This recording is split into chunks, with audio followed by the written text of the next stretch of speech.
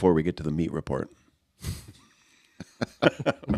We're gonna do it. We came up with a new podcast, an annual update called what was it? The annual meat report. Yeah. Brought to you by the Meatheads.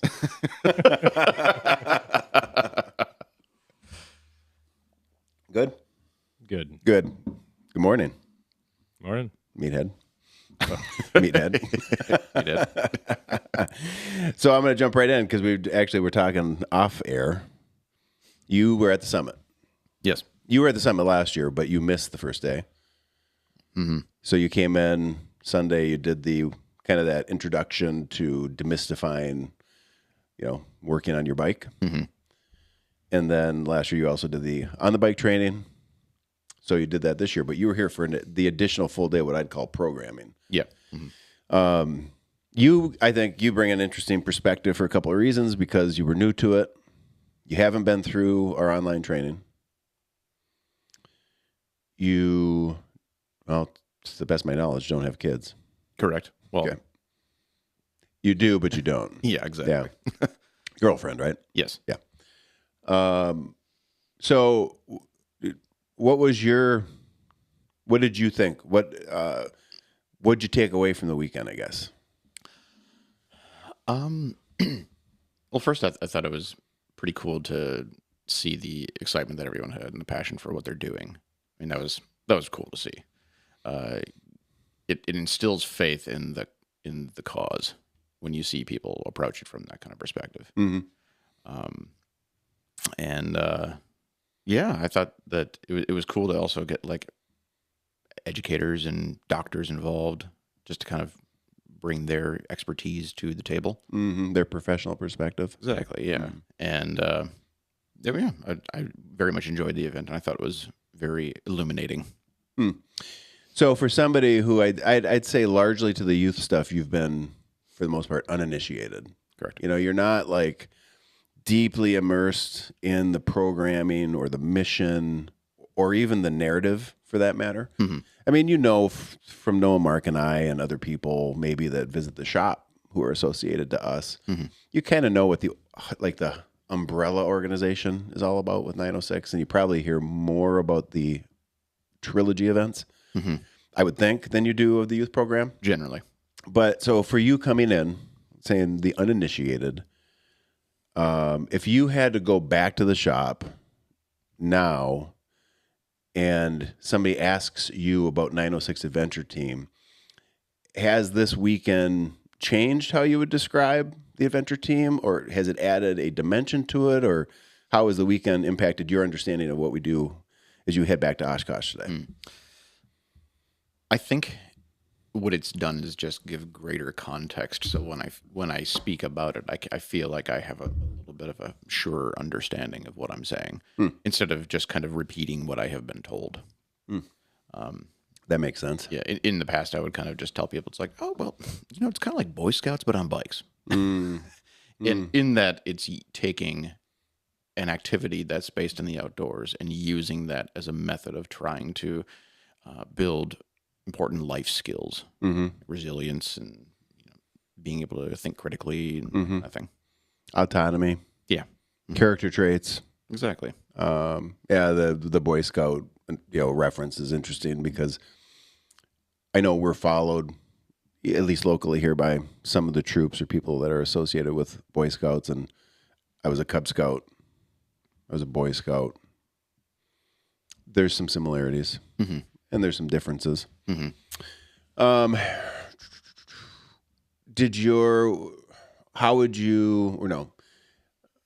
the conversations that you heard, the presentations, and then the connected conversations that occurred amongst the participants as a result of the presentations,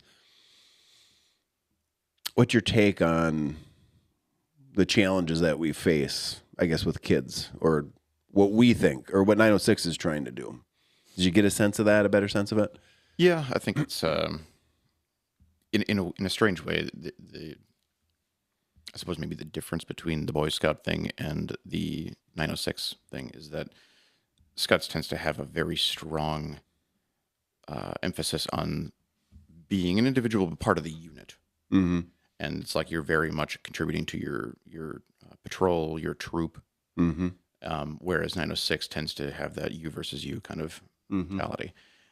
But in a strange way, I think that it's almost kind of like excising that portion and getting someone to develop themselves and to go against themselves to better themselves, Mm-hmm. but then to also reassimilate into the community. Mm-hmm.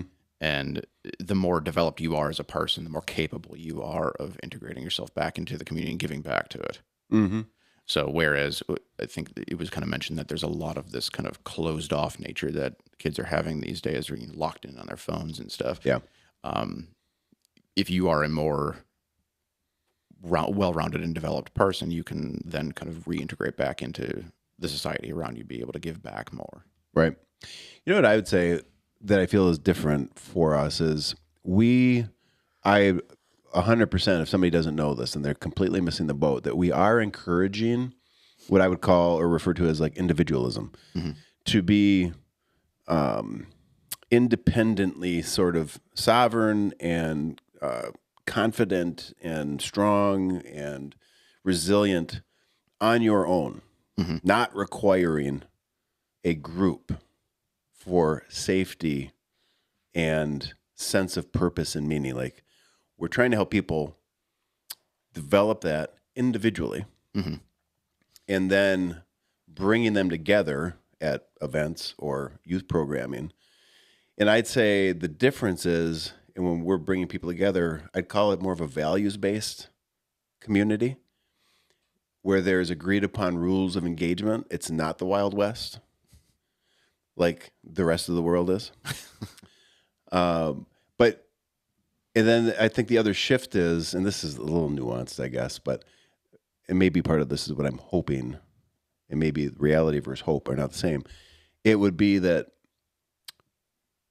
you're aligned to the same rules of engagement and agreeing on what's acceptable and not acceptable in how we interact and treat each other. I think we do a great job in sort of stripping away labels and identities, again, to the more simple foundation of what do you believe in, what values you have,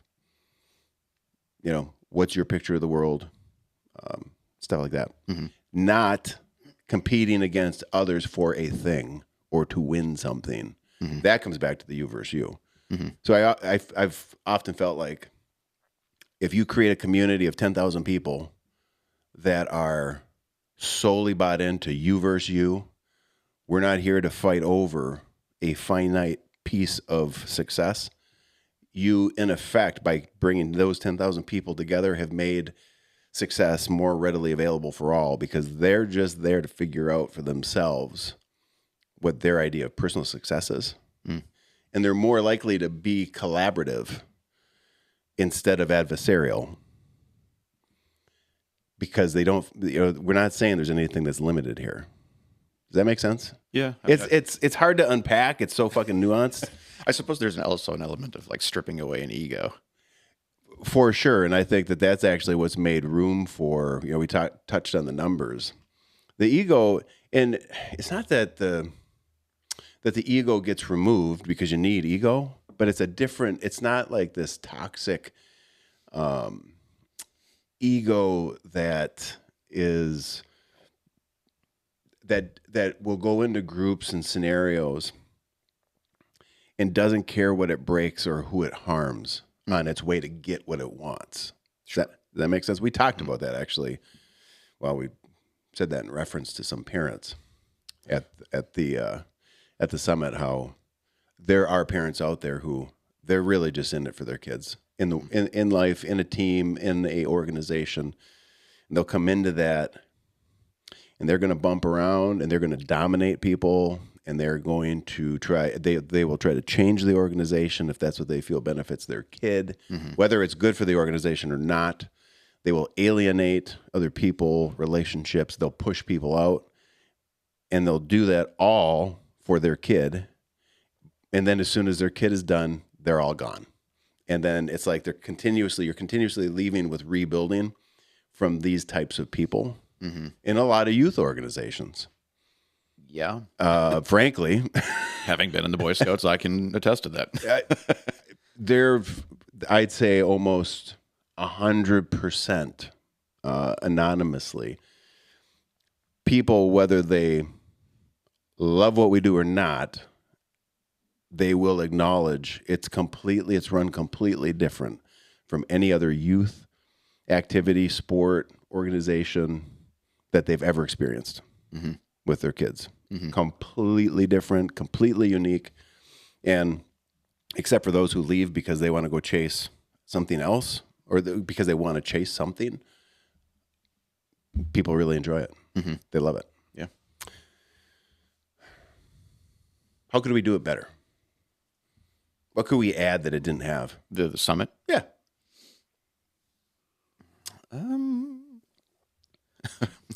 The bike park thing? Yeah, the bike park thing. Yeah. Yeah, the on the bike here is going to be wild next year. That's exciting. You know, having Gillespie Park built, that will completely change on the bike in a huge way. And I think it's going to help certain skills that are practiced on the bike. Oh, well, think about what you were doing. Yeah, the climbing and descending thing. It's like I got to just hold a wheel on a park bench, Right? versus getting them to actually go and climb something. Right. Yeah. Yeah, I mean, you'll be able to actively do it out there, real time, Exactly. which will be just a complete game changer for everybody. Yeah, that was something. It didn't really dawn on us until we were standing out there yesterday, you know, in the flattest property in Marquette. And then it's like, holy shit, this is the last time that we're going to host on the bike training here at base camp before Gillespie's built. That's pretty badass. Yeah, geez, that portion alone, when you add that component to it, I mean, that's probably going to get a lot of people to get up here and try it out. Yeah. Anything speaker-wise, content-wise, that you think would be beneficial that we didn't touch on? I think maybe something that touches a little bit more on like developmental psychology, more in a more pointed way, I suppose, just to kind of make people feel like they are prepared to put themselves in the mindset that they need to be in order to communicate effectively to someone who's about that age. There was one thing that was mentioned that I personally have been looking into a lot, just from, reading books and stuff about the concept of validation. My wonderful girlfriend Anna turned me onto this, and so I've been reading into this a lot, and just the concept of validating someone where they are, and then using that as a means of opening up the door to positive change. And it was mentioned a couple of times, even that word validation, and so like validation that the person is headed in the right direction? Well, you'd say you take someone in a moment of crisis. The thing to not do is to say anything that makes it seem like what they are feeling is wrong. Because everyone has a right to feel the way they do. Yeah, sure. And sometimes figure out why you feel that way. Exactly, yeah. Well, and it doesn't always necessarily have to be based on anything real. Right. It doesn't have to be, anything that's majorly problematic in the moment. If someone is feeling crappy about something, like they tend to on the trail, right, then it's okay to let them feel that way. Sure. And to acknowledge it. And the example from this one book that that I'm going through right now was discussing, it's a pretty extreme example, so content warning, I guess, but someone who is having self-harm thoughts, and the approach that this clinician was taking was not necessarily saying that their idea to self-harm was correct, but in acknowledging that where they are right now, it sucks to be there. And you're not trying to convince the person that, no, life is great, you're fine. That's not what you're doing. You're acknowledging how they feel, so that then they feel like they're not crazy. Valid. And then from there, you can start opening up the door to alternate routes. And it's usually a much more effective means of enacting change in something. The other thing is, in the circumstances that they might be in, it's that's common. Like, this is actually what life is. Mm-hmm. Sometimes I think that message gets missed. It's like when you're going through hard times, that's kind of all part of the game. It's actually part of having good times. Yeah. Having bad times, it's like a quarter. There's two sides, right? Heads and tails. It's like you've got good times and you got bad times, and you can't have one without the other. Mm-hmm. Does that make sense? Yeah, one defines the other. Yeah, 100%. And then if you just get too much of one, like if all we ever had was good times, well, in time, nothing's good. Mm-hmm. And everything would probably become not good. Mm-hmm. There was a thought. You said something that triggered a thought. I will say that the one example that came up was someone talking about a kid on the trail just having a moment. Yeah. And sitting down with them and just saying, hey, you want to hang out here for a minute? Yeah. And just kind of letting that be and just sitting in that moment with them. Right. That's a really fantastic way to handle that kind of a situation, just to sit Truly with them for that moment. And then often you'll find they just kind of pick themselves up and get going. Truly. And I think that touching on that in a very direct and pointed way is a really good idea going forward. Yeah. So you don't have to come into that moment as an adult and save them. You're not a hero. Right. Exactly. You don't have to come in and fix it for them, which was talked about this weekend. Mm-hmm. Really, maybe the best thing you can do is come into that moment and share it with them Mm-hmm. and just support them as they work through it. Meet them where they are. Yeah, that's exactly. That's a term that regularly comes up within the program is meeting kids where they are. Yeah. I think that is something where our approach to competition being an individual game allows us to do that, because it's basically saying our roster is limitless. Everybody can be on our team. Mm-hmm. Here's the rules of engagement. And we're not going to cut you, right? You're not competing with everybody for a spot on the team. So you can meet them where they are. Mm-hmm. And I mean, the variation of where kids are when they come into the program is so vast. It's just mind-blowing. Mm-hmm. 2 years ago with those number of kids that flat out could not only not ride, they could barely get on the bike, right? Versus some of these other kids that are, some of these kids that you're even at 6 can outride 40-year-olds.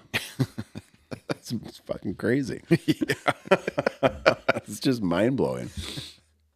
What's your thoughts on the summit? You want to add anything to what we're chatting up here? You did a nice job, by the way, putting everything together with Julie. Well, thanks, Julie. Yeah. I would lean on Julie, for the vast majority of how that all played out. She did a great job. Yeah. Well, you handled the AV and the tech and kind of the execution, and you did a great job. Speakers did a great job. Ryan Brang, Lori, Corey, the panel, Kara. The panel was good. Mm-hmm. I thought that was a good conversation. Yeah. Getting different perspectives from people who've done it in different communities. Yeah, overall it was a very positive weekend, and I look forward to, just how we're going to build towards next year. Yeah, and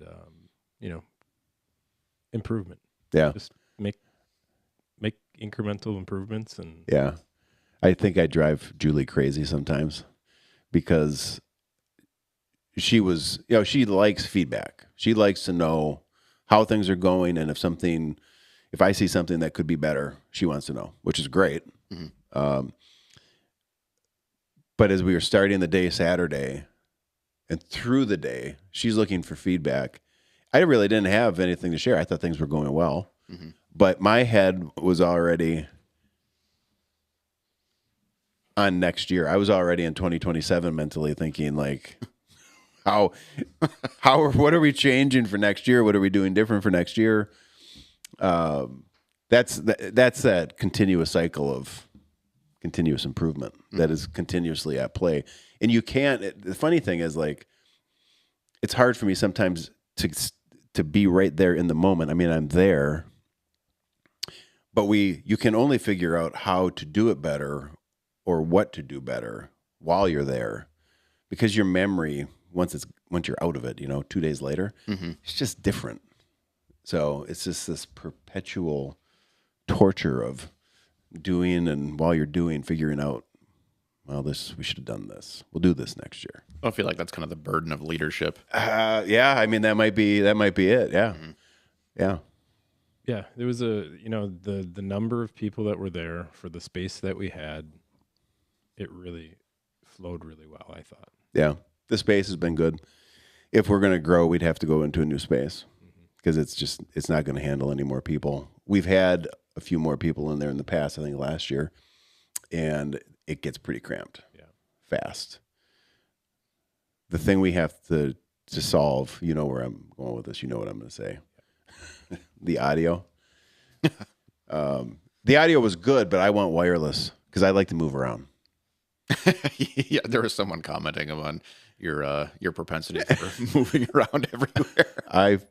Honestly, I get it. I'm the same way. Yeah, I like to be able to move and engage and kind of be dynamic. And when you're tethered to a cord, it's kind of hard to do. Yeah. And we've been talking about wireless mics for like 3 years, and every year it's not going to work. And I think part of it's just the venue.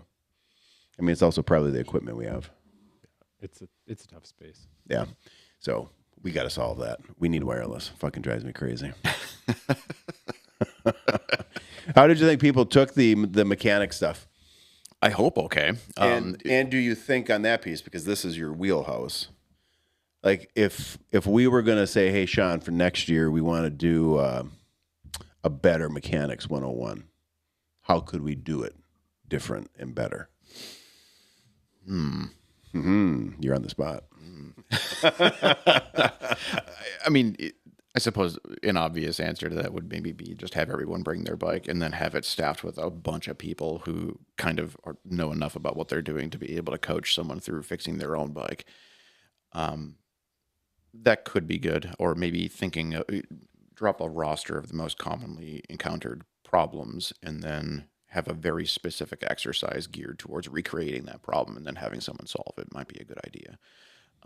That might be time consuming though. So that could be a problem. You'd also have to maybe have enough people on hand to coach everyone through it. Yeah, that's always the rub, hey? Yeah. It's time, space, because this time of year, some of it has to be done outside. Mm-hmm. They got lucky. The weather was good this year. Mm-hmm. It was actually really good. The approach that I took towards the teaching thing was that it was similar to the instruction that I received by my physics professor in school. Mm-hmm.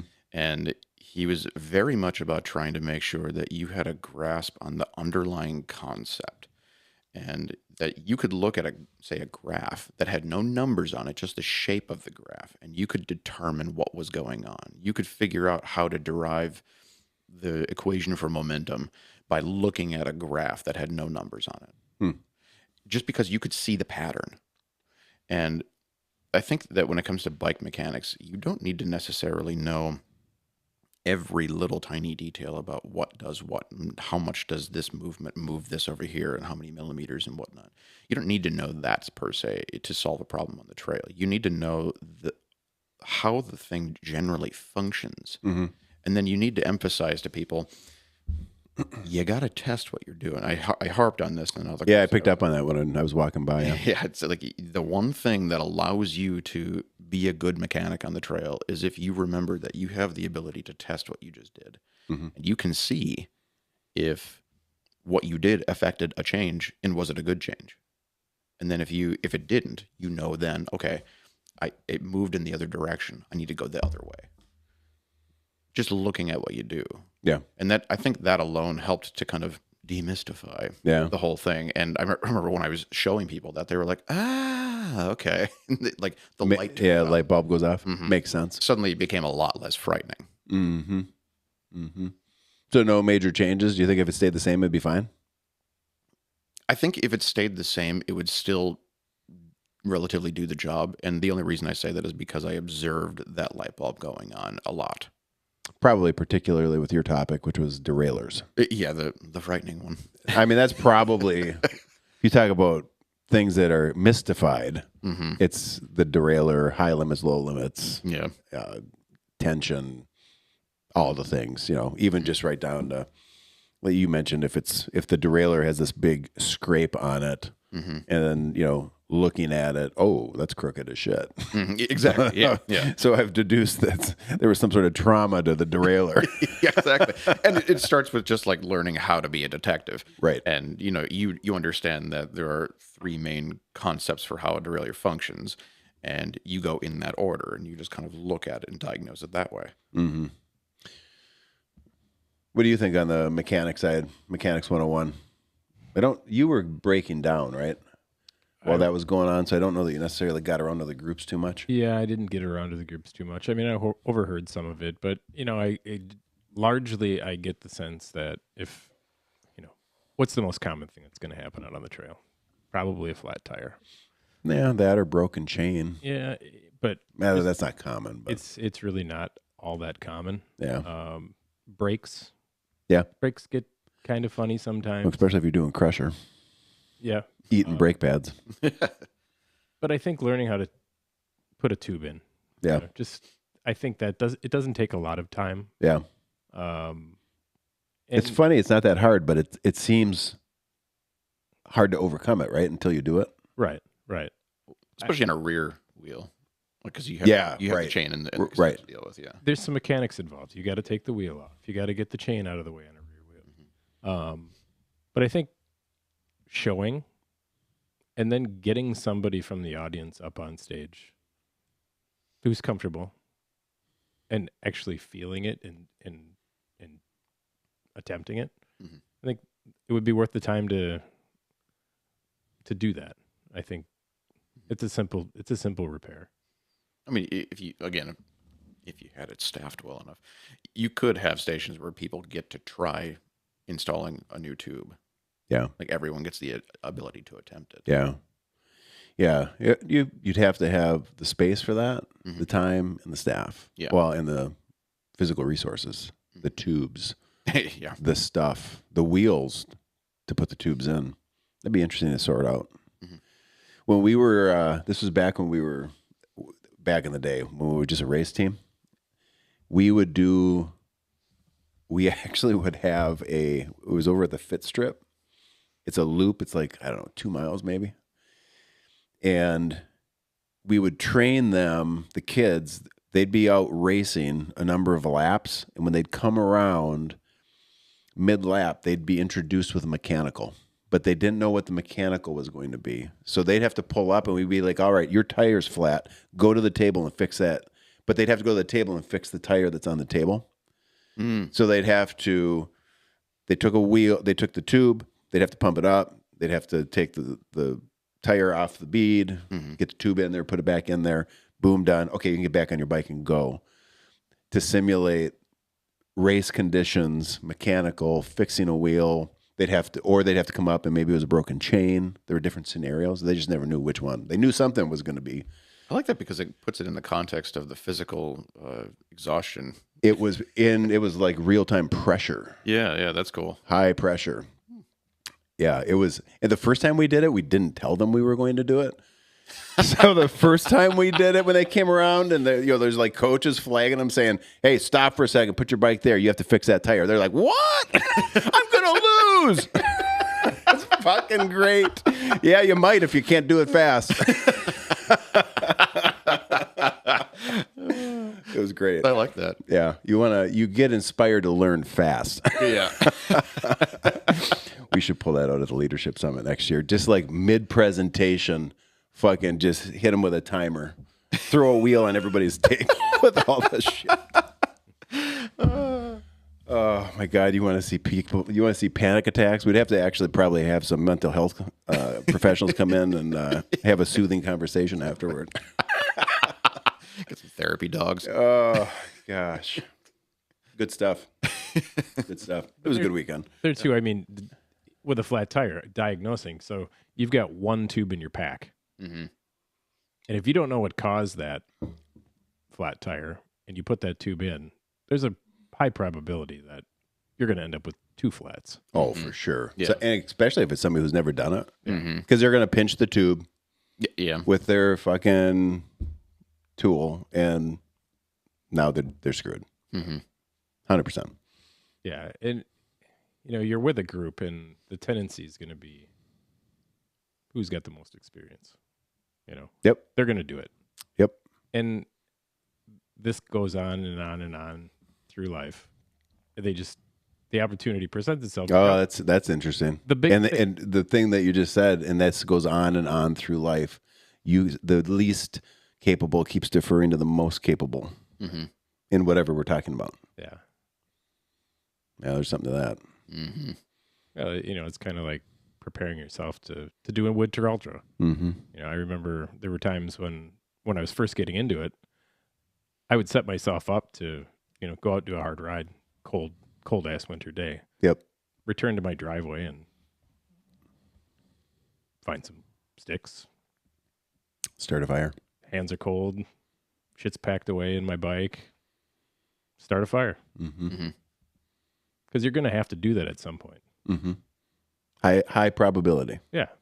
And you don't want your first time to be when it's for real. Yeah. Mm-hmm. And you're out, in that 30-mile loop out by Wolf Lake. Nobody's coming to get you. Right. Yeah, I don't know how because that was a little bit at times some of the theme, I think, through the weekend when the conversation was about resilience and, well, I don't know if it was specifically, but high level, I guess, like this whole idea that we can make life easier or less hard or less uncomfortable or whatever it is, I mean, even if you could do that, that in doing that, you make us less capable. It's clear when you look at health trends, mental health trends, physical health trends, obesity, diabetes. This is all streaming from the comfort. Well, as Michael Easter would say, the comfort crisis that we're within. And we'll, to Jim's point, there's always been this struggle with making life more comfortable, but it kind of feels like our ability to make things more comfortable and to remove people from having to do stuff that's challenging is becoming, it seems like it's picking up and it's happening faster than we can actually react to it, which will keep us in this continuous, perpetual sequence of just essentially treating and treatment. And you don't even have time to prevent it. Because if you look at AI, who knows where it's going to go and what it's going to do to people. There's multiple sides of that conversation. Mm-hmm. But, everybody's saying you have to buy an AI, you have to use AI, you have to subscribe to AI, because if you don't, you're going to be left behind. That's the ultimate way that everybody scares the shit out of you and says, like, it's not even an option. You can't not do this. If you do, if you're going to get left behind. What does that sound like? That's pretty fucking scary. Mm-hmm. What was the word this weekend? Bleak? That's bleak. You're going to leave me behind? Oh, shit. Give me ChatGPT. I better start doing this shit. It's the ultimate mindfuck. Yeah. But what's waiting for you down the road? Because you jumped in both feet, cannonball into the AI waters. Then you get down the road, and now when you get to a position where you have to utilize things that AI cannot do for you, you're not going to have any ability to problem solve. Mm-hmm. You're going to be putting it into AI, and AI is going to be like, you're fucked. That's going to be the return. Good luck. How do I do this? I don't know. Yeah, I don't know. You tell me. I feel like in some ways that's what it's headed for. Mm-hmm. And that's where I think we can... If I was a corporation, a CEO, I would be salivating right now because I can see the problem, and all you need to do, you don't even need, here's the terrible thing, you don't even actually have to be able to solve the problem for people. You just have to be able to convince them that you can. Mm-hmm. And they're going to throw money at you. Yeah. And as long as they feel like you're solving the problem, they're going to keep throwing money at you. Yeah. And what I feel like where we come into this queue is we have to keep encouraging people to not believe in these companies and to not believe in these CEOs, because anybody who comes in and says they can do this for you, they're disarming you and you don't even know it. Mm-hmm. It's like a magic trick.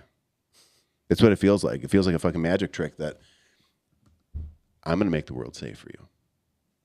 you're not going to have to do this. You're not going to have to mow your lawn or run the vacuum anymore. And you're going to be able to use that time to live a happier, healthier, more active life. Right? And there should be some accompanying video of you frolicking in a field with your kids. Right? Just give the impression of it. You need to stay away from those people. Mm-hmm. Those people, they just want to sell you on an idea, and then they want to take your money. And however that idea that you bought into leaves you, they don't care. Mm-hmm. You know, we said it this weekend that not only are we the only nonprofit, but we're like the only, this is a not-for-profit company, I'll say. We're the only one I'm aware of that sells a product that literally says, this is going to suck.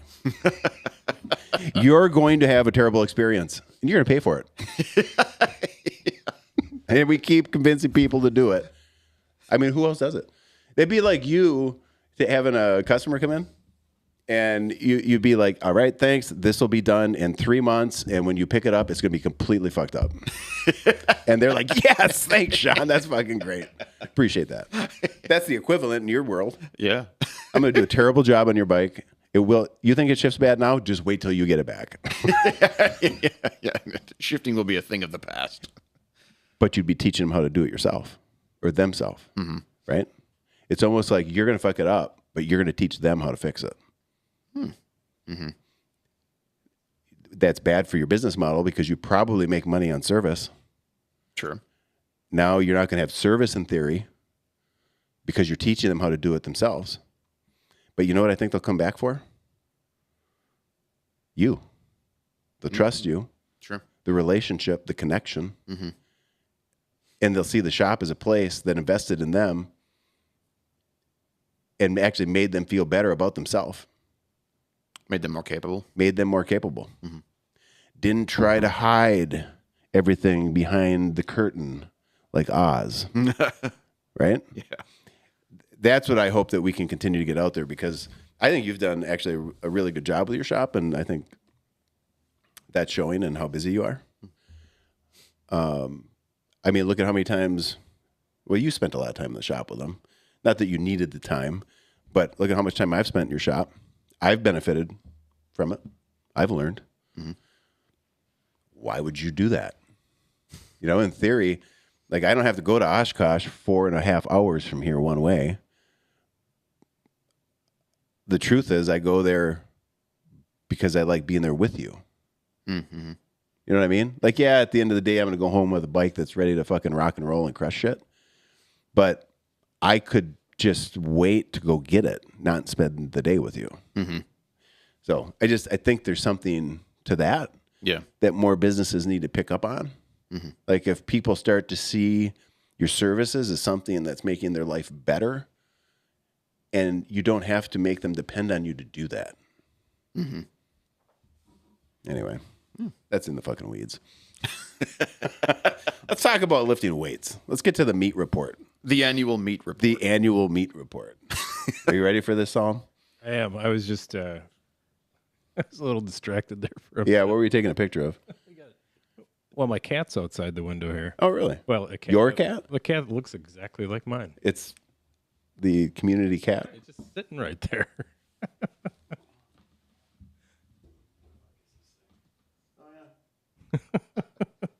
not just sitting there, it's hunting. Oh, yeah. They're always hunting. Well, we'll have Mark lead off the meat report. The meat report. The annual meat report brought to you by the Meatheads. So tell us about your routine. How's it going? It's going well. I feel a lot better than I did a year ago. Do you attribute it to whatever it is you're doing at home with strength training? Yeah, I knew that I needed to change some things. You weren't doing anything prior to a year ago, or you were? Well, I started up, I guess it's going on 2 years ago, and then had some elbow issues that kind of deterred my start. Mm-hmm. Had that accident back in March of 2025, and felt really, really breakable. Weak. Yeah. No, I wouldn't say weak, but No, that was my word. I didn't feel very durable. Yeah. Kind of the same thing. Yeah. Well, my brain was durable. Yeah. My body was failing. Right. Gotcha. Yeah. So I got into a routine, and I've stuck with it for the year. What is the routine? Talk about it, because somebody will probably ask that question. Can you grab that coffee? Can you reach it? So initially it was, through the summer months commuting. The lifting part of it became just trying to figure out what was going to be sustainable. Relatively low, just focusing on the movements. Low weight, low reps, both. Higher reps, lowish weight, focusing on the fundamental movement, and it's progressed to. I'm spending a little bit of time warming up now, cardio. Got myself a rowing machine. Ooh, which is wasn't that bothering your elbow? To some degree. So where I've gotten to is I've split the week up a little bit, and I started running. Well, woggling. I really want to spend more time on foot on the trail. I think it's a lot more approachable for other members of my family to join me. That makes sense. Living in Rambleland is not necessarily approachable for everybody that I care to spend time with. Yep. And that makes a lot of sense. And for the longest time, I deterred because of other issues. Well, a lot of those issues have gone away from lifting. And the issue was that knee, legs? Yeah, knee, primarily knee issues. So I do a primarily focused upper body workout every Monday, every Thursday, and a lower body Tuesdays and Fridays. And sorry, say that again. What's the split look like then for you in a week? So Mondays and Thursdays are primarily focused on upper body. Okay. And Tuesdays and Fridays are lower body specific. Okay. And then Wednesdays I get out and woggle. And weekend. The weekends are if best case scenario, I'm out on the bike on the trail. Yeah. And your time on the bike or woggling, is it just like endurance pace? Like, very much so. Yeah. Just trying to figure out, again, being very deliberate about the movement and what's going to be sustainable. So, with the commuting season, once the Heritage Trail opens up, and in July. As it looks, it might be July. Hector described the Heritage Trail as an iceberg yesterday. Yeah, I noticed there's one little section where the rail line runs across over the top of 41. Mm-hmm. You kind of have a little bit of visibility over there. Right. And I remember riding with my son-in-law last year down the grade into Marquette, and it was a pretty enhanced ride. It looks like there's still some time. Yeah. Before, and it's really not about, for me, it's not about, I don't want to be out there riding. I don't generally have the time to, potentially spend 2 hours pushing through the snow and to get down to work. How many hours a week do you think you're putting toward lifting or cardiovascular activity? Well, the rowing is 10 minutes. Okay. That's all I want to do. I can't. I don't. 10 minutes in the week? 10 minutes a day. 10 minutes a day. Just strictly to warm my body up. Yeah. To get everything moving. It's super beneficial. It's a full body workout. So before you lift? Before I lift. Yeah. And then, straight into core work. And then, the lifting program there's 10 seconds between exercises. Mm-hmm. It's very, very streamlined. And if I'm lifting weight for more than 20 minutes, I feel like I'm spending too much time there.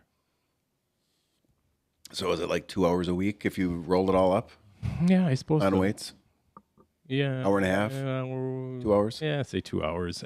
Realistically, I say 20 minutes, and some days I add something extra. Sure. And I have been adding. I've been adding, even if it's just one set of something new Yeah. a week. Well, with a warm up, I mean, you got to be at least at a half hour with a warm up. Yeah, it's 30 to 40 minutes every morning. Yeah. Except for Woggle Day. How much? What are you dedicating hour wise to cardio? Well, if On foot or on bike, rolled up, is it 3 hours, 5 hours, 6 hours? a typical ride on the weekend, I'd like to get a 3-hour window. On one of the 2 days, at least 3 hours if I can. You still on team creatine? I am. Yeah, I think. How's that going? Good. I'm not sure what I've noticed. I guess I haven't stepped on a scale or. Oh, that was going to be what I asked, is if you notice any weight gain. I can say that, typically coming out of a winter, I feel like, as everyone does, there might be a little extra fluff, Yeah. This year, I don't feel like I've got that. No? No. I feel like since you started lifting, I feel like it shows a little bit just in your stature. Yeah. Yeah, I feel like when you were just riding a lot, you were thinner. Mm-hmm. Just looked more traditionally cyclist, frail. Yeah. I mean, not frail, but okay, maybe I did mean that. Yeah, don't lie. Well, you know what I mean. Like, just you got that when you have that cyclist look, you do not look from a physicality standpoint robust, as in durable, and you got a different look in a good way. You didn't look bad before. You always look great. I feel better. Yeah, that's good. That's really. Have you added any other supplements? No, not really. No. I don't. I eat. On a seafood diet. If I see it, I pretty much eat it. Do you think you feel like the lifting has in any way negatively affected your ability on the bike or on the trail hiking? No, absolutely not. Honestly, that has been, the conversation that I sense is coming is you two are going to take over with, super meathead type talk. Well, it is the annual meat report, so it probably will happen. Don't lump me into that. That's not me. I'm not looking to look better. I just wanted to feel better. So one of the other things that kind of took place last year that I found more benefit than from a cycling perspective was jumping on a single speed. Mm-hmm. Hell yeah. I have never ever in all the years that I've been riding a bike gotten a better sense for the feel of a trail and my strengths and my weaknesses than jumping on a single speed and riding Ramba. I always felt like there was something more that I could learn and something else I could achieve, and never had more fun while doing it. Mm-hmm. Yeah, Makes sense. I can't say enough about that transition and having that tool in my quiver. It's really something. God, I love single speeding. Yeah. Oh, Are you doing it a lot? it's like one of my primary ways to get around town. Hmm. I've got a couple of single speeds, and I love riding them. It's my favorite bike to ride. Which bikes are set up single speed? Well, I should clarify. One of them is in parts right now, as seems to always be the case with the bike mechanic. I do Makes have sense. an All City Super Pro that is set up single speed with drop bars. That's probably the bike that I ride in terms of like number of rides per year, not necessarily like duration of time or miles. That's the bike that I ride most often. Fits me really well, and the gear ratio is just kind of perfect. I do have a fixie. Last year I took a digger on that one because my body forgot that you can't coast. And so I was like approaching an apron to a driveway and just instinctively just tried to coast for a second, and the crank bucked me right off the thing and landed on my side. And my pocket knife was in my pocket, and it didn't like open or deploy on me or anything like that. Yeah. It was right on that bursa that's on the trochanter in your femur. Yep. Oh, that was Messed it up. That was bad. Yeah, I was hurting for weeks. So I'm a little hesitant to hop back on that thing. Yeah, makes sense. You still riding non-single speed? Yeah. I picked up another toy for getting after some of the areas that I wasn't getting to. Yeah, just a little more suspension. What areas? There was some downhill areas that I just wanted to experience a different way. Yeah. Yeah. Makes sense. A hardtail single speed, it'll throw you around a little bit. Buck, yeah. Yeah. But my intention is coming into the trail riding, the dirt season is to start the year off intentionally on the single speed to just get back in that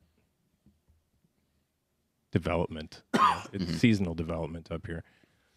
I have one more question, or maybe two for you, before we go to Sean's part of the meat report. Are you going to do anything different this year, or is it going to be status quo on your riding and lifting? Commuting is going to be the foundation, Yep. For sure. It always has been. Commuting has always brought me back to the table. The cycling table? Yeah. I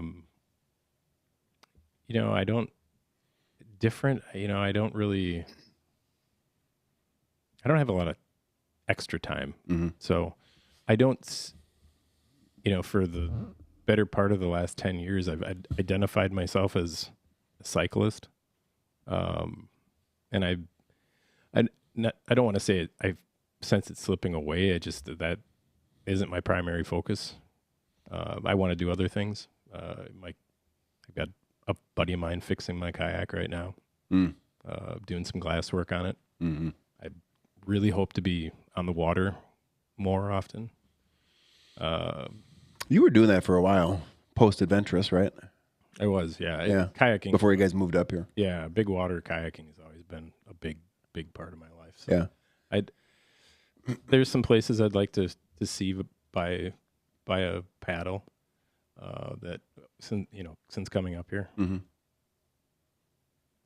I'd like to land another steelhead, do some fishing. I think you should.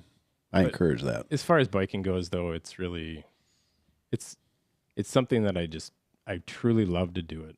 Yeah. I find myself appreciating that time more than I ever have. Mm-hmm. Is that because you get less of it?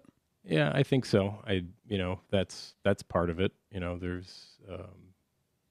There's my time is consumed other ways, and but I'd like to be on the south side of M28 a little bit more this year, the JP2 I guess area. Yeah, get more familiar with that, and I really would like to spend more time in Marquette and get to know. On the trails, you mean? Yeah. Yeah. There's a lot for me to adventure in the Marquette area. My tendency is typically to ride around in Ram because it's so convenient. It's trail right out my back door. And well, A, that's not a terrible place to adventure, and B, it's an efficiency component for time. That's what it's been. So yeah, I totally get that.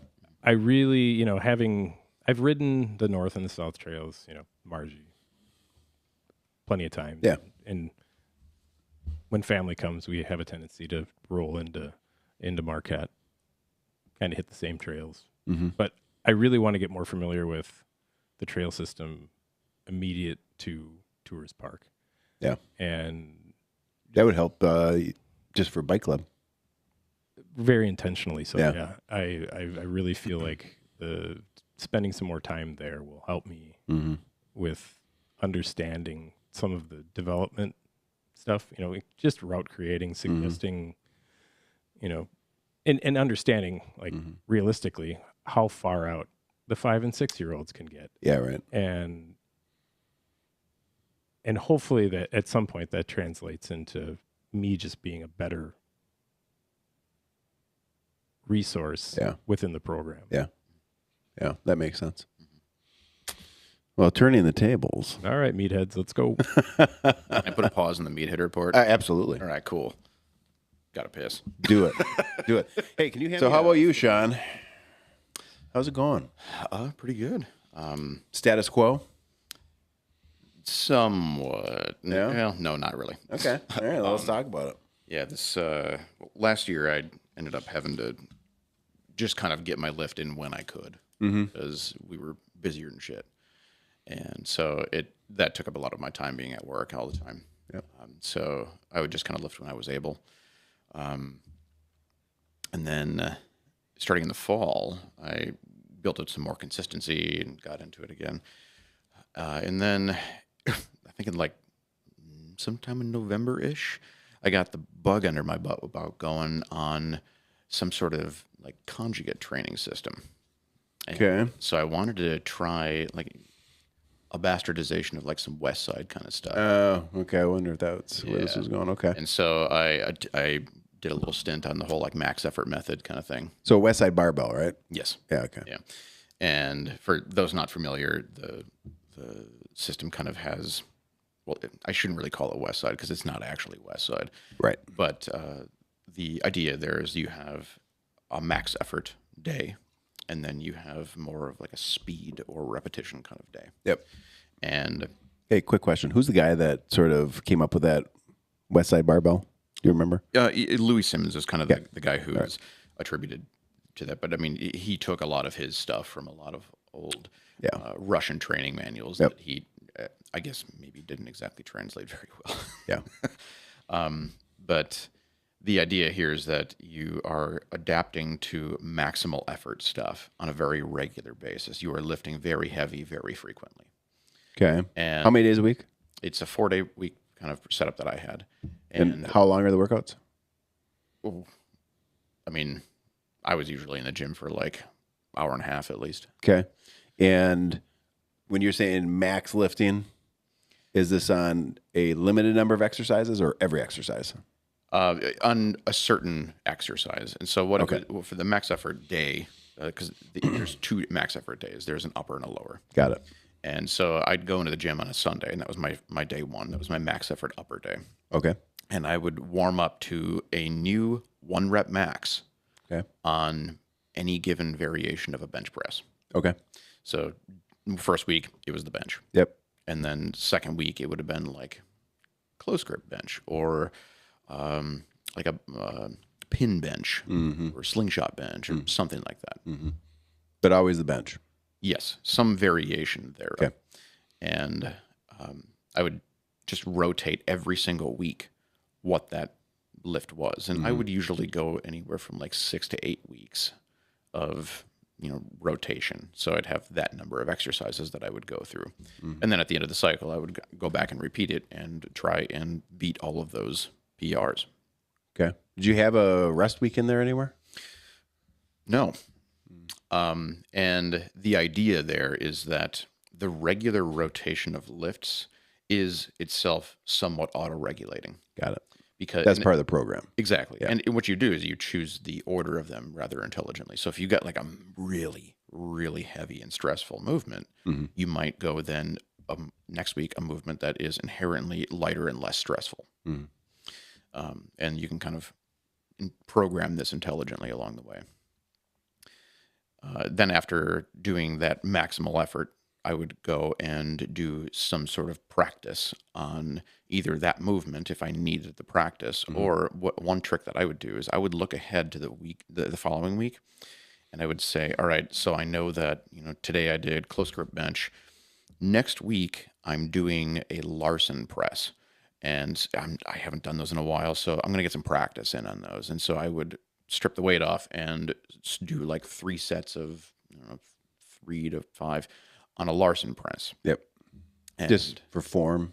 For practicing it, to kind of get an idea about where I was, and then prepare myself. Yep. And then, of course, if there was something coming up that I knew I was very well adapted to and very well prepared for, I might get some back off work on the max effort lift, or I might do something relatively similar. But the entire idea there is that you're trying to get some work in. You're trying to dose some stress that's not necessarily maximal after that 1 rep max. Got it. And then you do some repetition work, whatever kind of bodybuilding stuff you want to do to just kind of build mass and throw it on the frame. How long did you do this?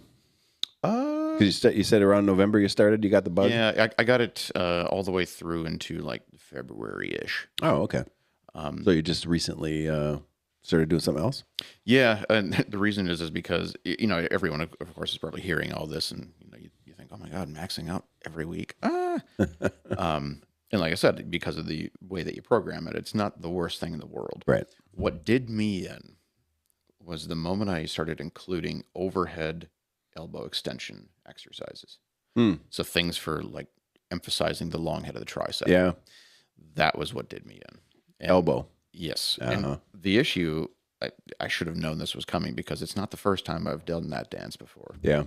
I was doing lying tricep extensions once a few years back, and 2 sets of 12 cooked me, and I was done.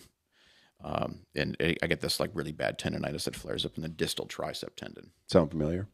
Yeah, I know the deal.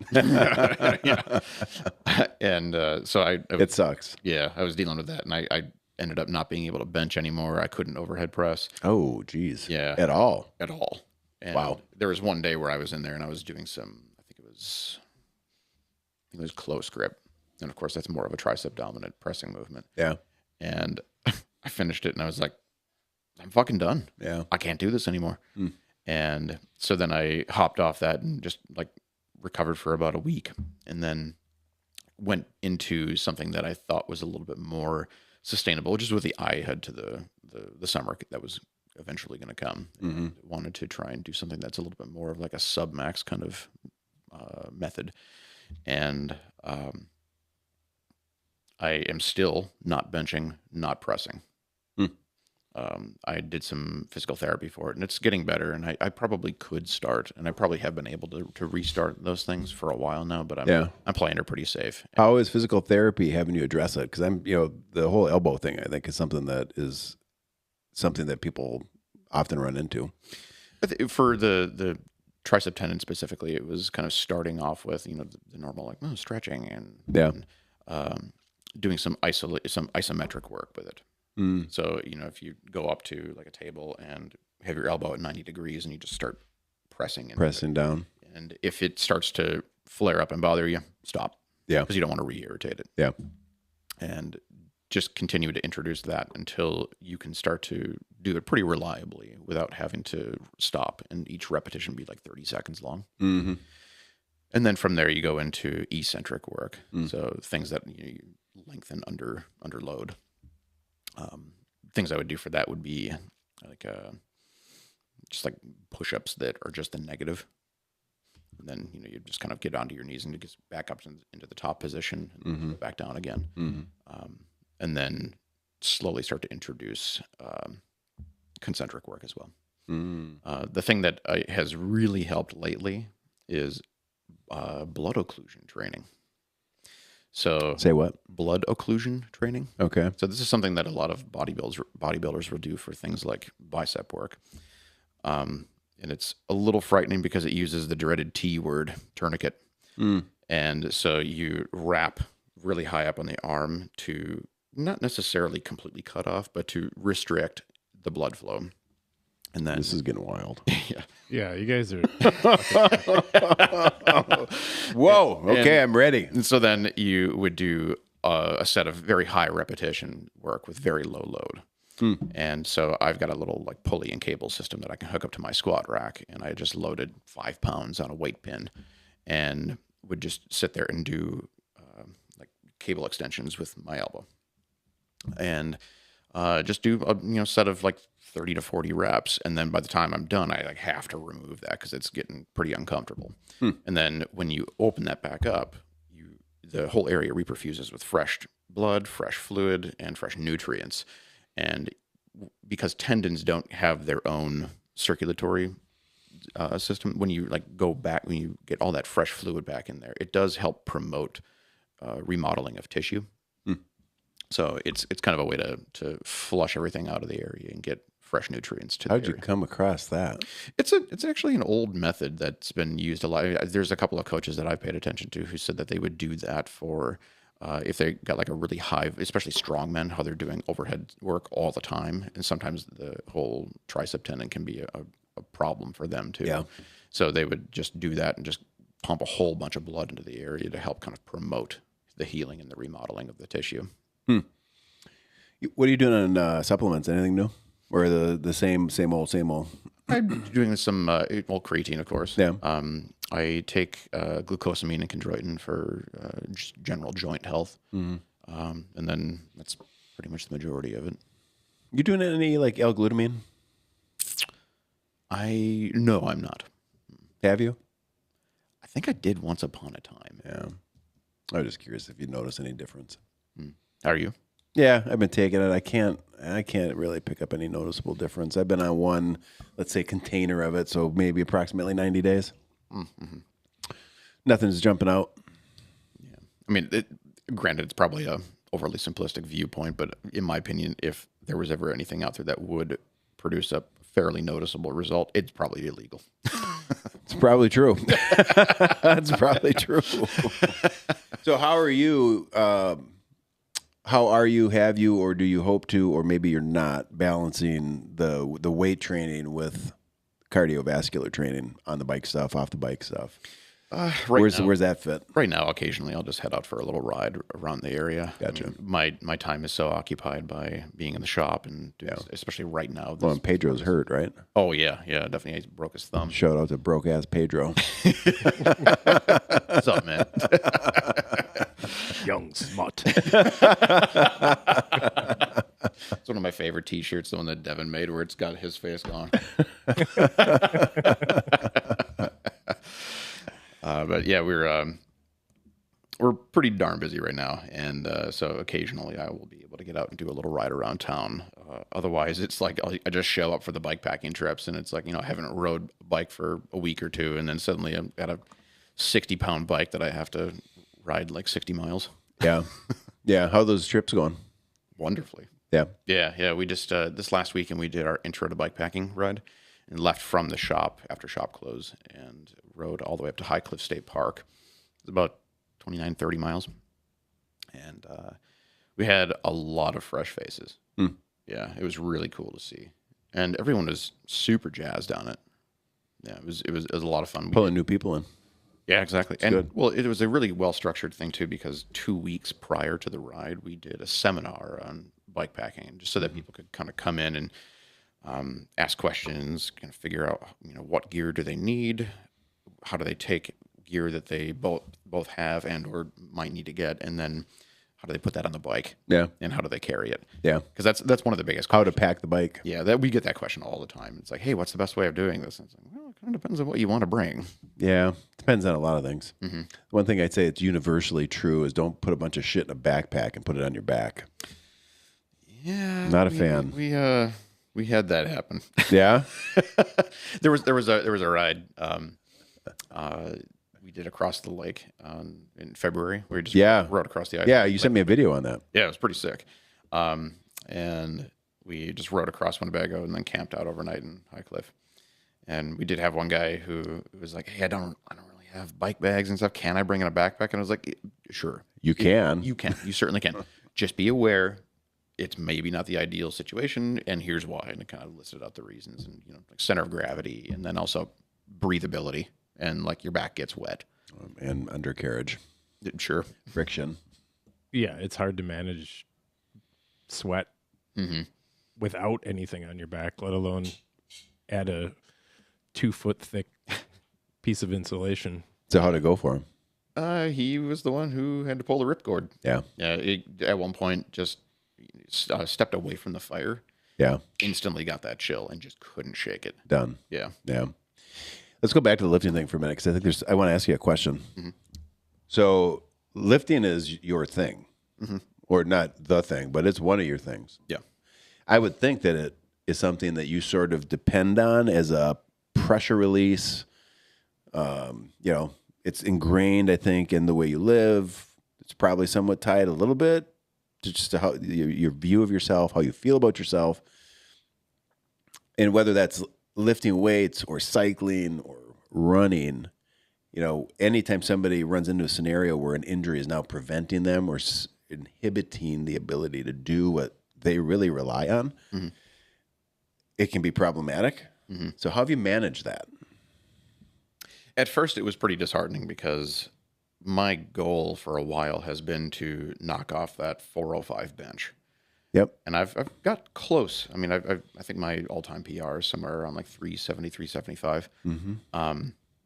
So, I'm regularly benching in the mid 300s just for practice. And my goal was to hit that and then say, fuck bench, and then go to overhead as my primary lift for the rest of my life. Because I think that overhead work is very important, just general health. Yep. And then not being able to do either of them, I was like, son of a bitch. So I had to spend a moment, have a cry, take my ball and go home, but then say, okay, how am I going to reorient this? Yeah, that's what I wanted to know. So what'd you do? So I started focusing more on the other goal, which is to document a 500-pound deadlift. And during the stint of max effort, I did start to kind of scrape at the underside of that, and it was getting pretty close. Upper 400s I was in. I did a mid-shin block pull at 500. So it was getting mid-shin block. Mid-shin. Mid-shin. Yeah. Okay, like a rack lift? It's like a rack pull, except a rack pull, yeah. It's more respectful to your barbell. Yeah, gotcha. Just build blocks and put them underneath the plates. Yeah. Which I kind of have to do anyway because I don't want to fuck up the garage floor. Yeah. So for sure. I've got horse stall mats that I stack. Yep. So the barbell was kind of just on the underside of the tibial tuberosity. Gotcha. And so I was starting to get kind of close on that, and I thought, all right, well, maybe this is a really good time to start focusing my energy on that. And so I started doing a 4-day split where I've got my day one is squat, and I'll warm up to a heavy single at or above 80%.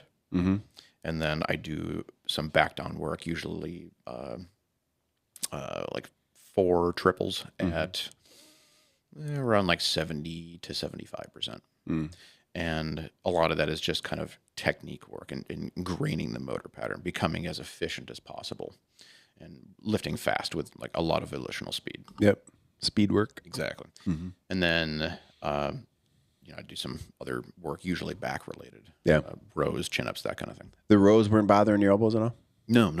The being just the tricep tendon, if I didn't actually really engage that very much, it would be fine. Yeah. I mean, I know that the long head has some role in like shoulder extension, but it wasn't significant enough.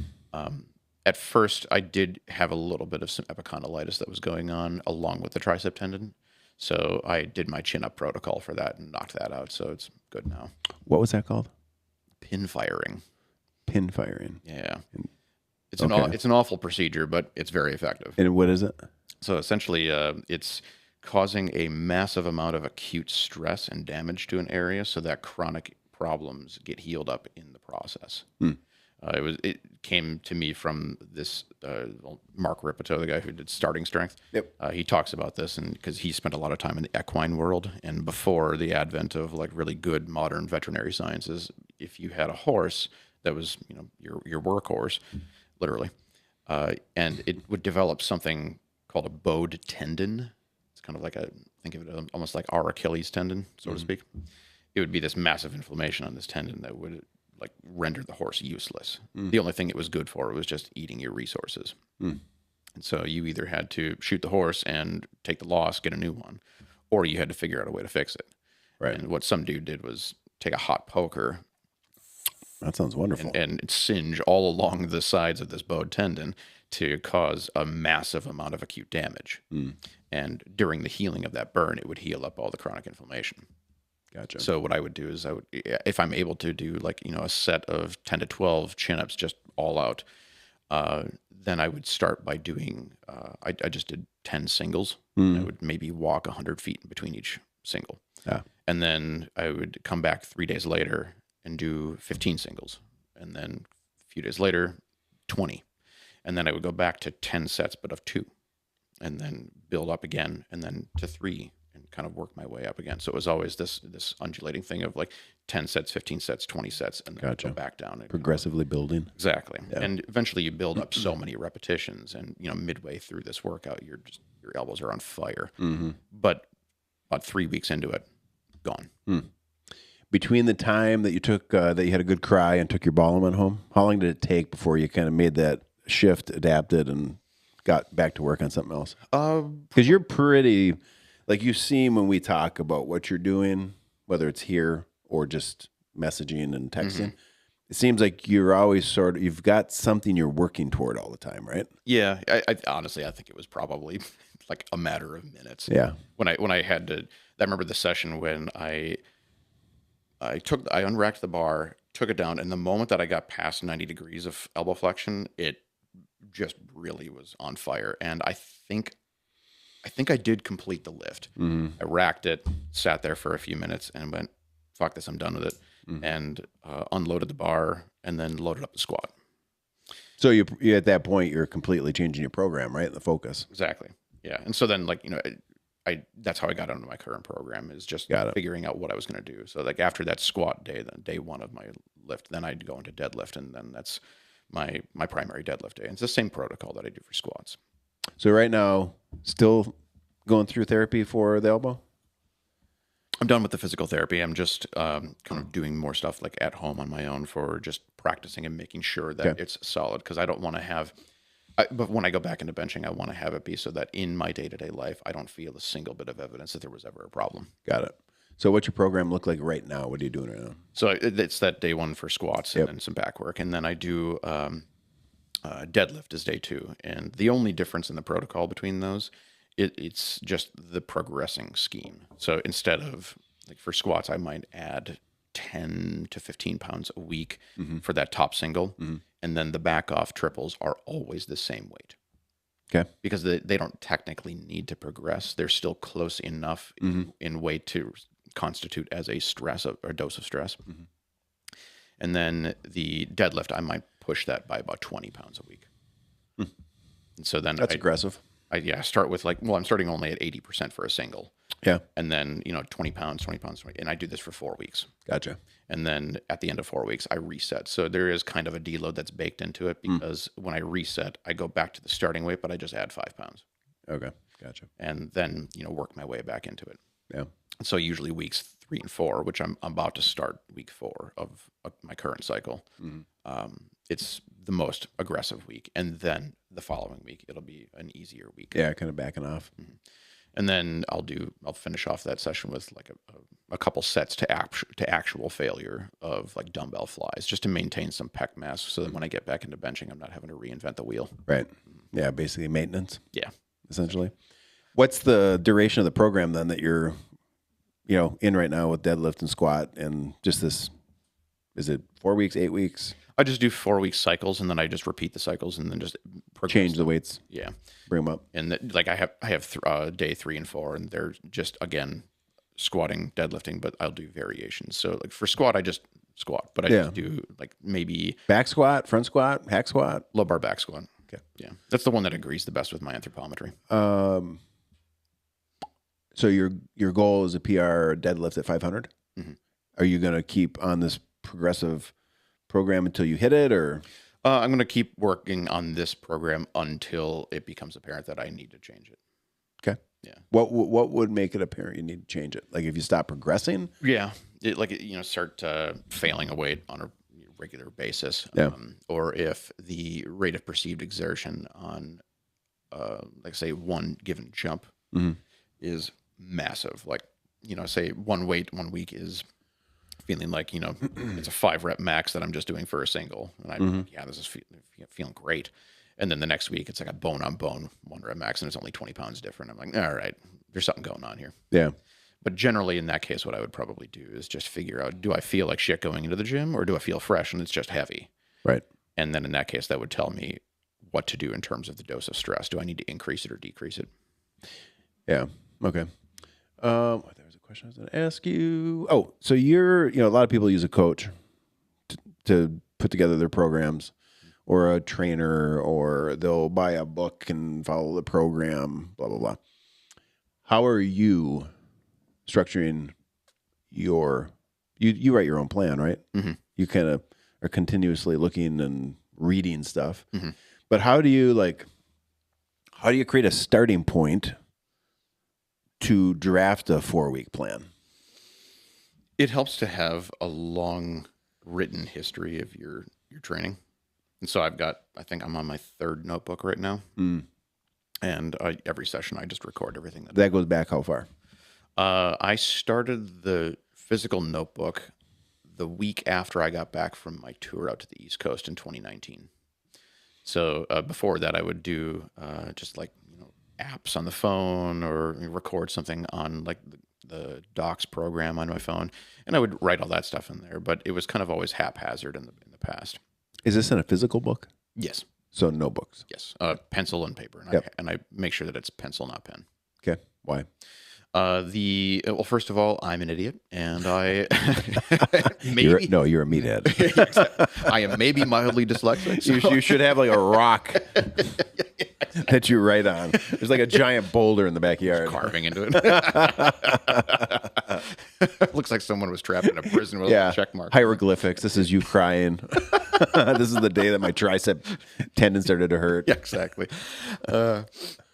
But I mean, I've got these notebooks that I can go back and I can see what worked and when. Mm-hmm. And usually if I know that something was going well, I start going back about 12 weeks prior to that to see how I approached that. Mm. And then I'll see like at what point did things start to kind of fall off the rails, and then try and deduce as what happened.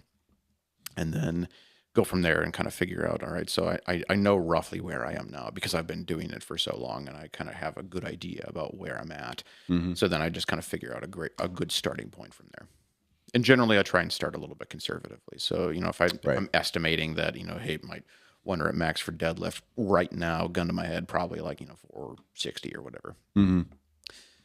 Then I would probably bring that back, that estimation, by about 10%. Yep. And then kind of base things off of that, because then I can build momentum into it.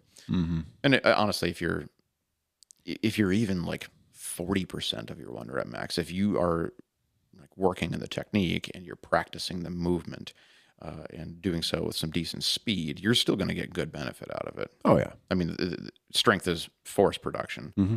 And force equals mass times acceleration. Mm-hmm. If you lift quickly, even if the weight is relatively light, you're still recruiting maximum amount of motor units. Mm-hmm. You're getting practice at force production. Yeah, it makes total sense. Mm-hmm. I mean, it might be not intuitive to somebody new to lifting, but...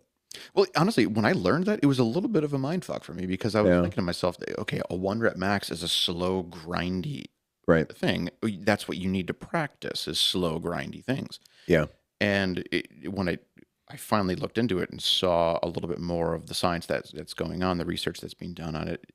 It's what you're doing is trying to produce force. If you're lifting your max slowly, it might not necessarily be as much force that you're producing if you're taking maybe say 80% of that and going very quickly, because you're generating a lot of force very fast. Mm-hmm. Do you have a place that you go to for information on lifting? Yeah, there's a few training. There's a few places on YouTube that I'll frequent, yeah.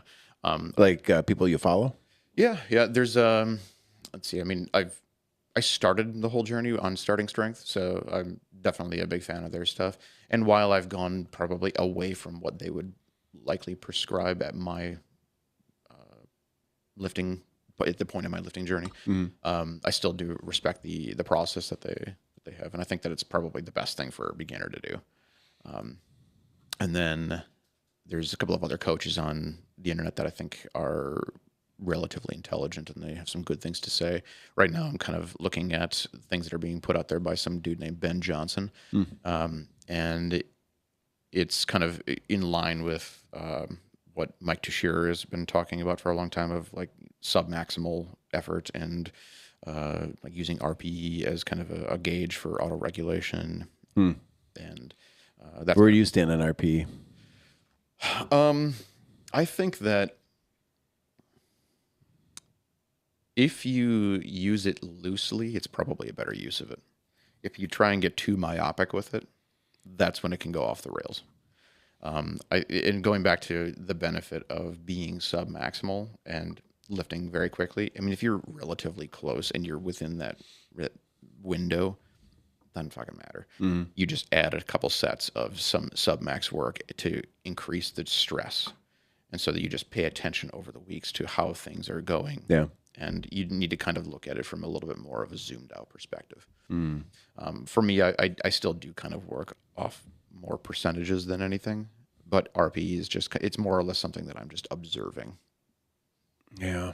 You kind of have to be passively observing of it. And I don't like to make decisions based on it, at least right away.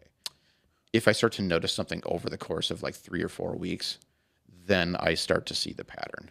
Yeah, because there's a trend. Exactly. An actual measurable trend, right? Yeah, but I mean, you might have like a night of shit sleep, and suddenly something that's supposed to be an RPE 6 is like a grinder. Right. And that's where I've always struggled with RPE, because it's like it seems too prone to sort of paralleling your mental state. How you slept, are you getting rest, what's your emotional stress? And like you just said, like you can go in the gym and do this weight this day, and it's like you're feeling solid, you're strong. It's a grind because it's heavy. You can go in 3 weeks later, your girlfriend left you, you're sleeping for shit, you feel bad about yourself, life sucks, and you can barely get it off the ground. You know, it goes from an RPE of whatever. Or conversely, you can go in that condition and fucking PR. Right. It's just so, I think, performance over time that's measurable with the weights and the reps, and that kind of proves out. And I'll say, like, proponents of RPE would probably, for those who don't know, rate of perceived exertion. Right. For someone who is a proponent of that, they might look at that situation and say, well, those extra life conditions are contributing to the dose of stress that you are doing in the gym. So like paying attention to RPE in that moment is going to help make sure that you don't massively overdo the stress and then suddenly have too much to recover from. And I get that, but I don't know. I think that there needs to be an occasional exposure to something that's fucking hard. Yeah. You, for cycling, and I could be wrong on this, that sort of hyper-specific, targeted, goal-driven attitude you take towards strength training doesn't seem to apply to cycling. Well, cycling is something that I do for enjoyment. Right. And like I've told people that anytime I'm on the bike, it's because that's what I really wanted to be doing in the moment. And it's not because I felt like I was obligated to be there. Yep. And I think that's what has staved off any measure of like burnout for me, because burnout on the bike. Yeah. And I've brushed up on that a little bit with lifting every now and then, but just because I almost kind of feel like I've got something of an obligation because I've got these goals in mind. It's like a promise that I'm trying to keep to myself.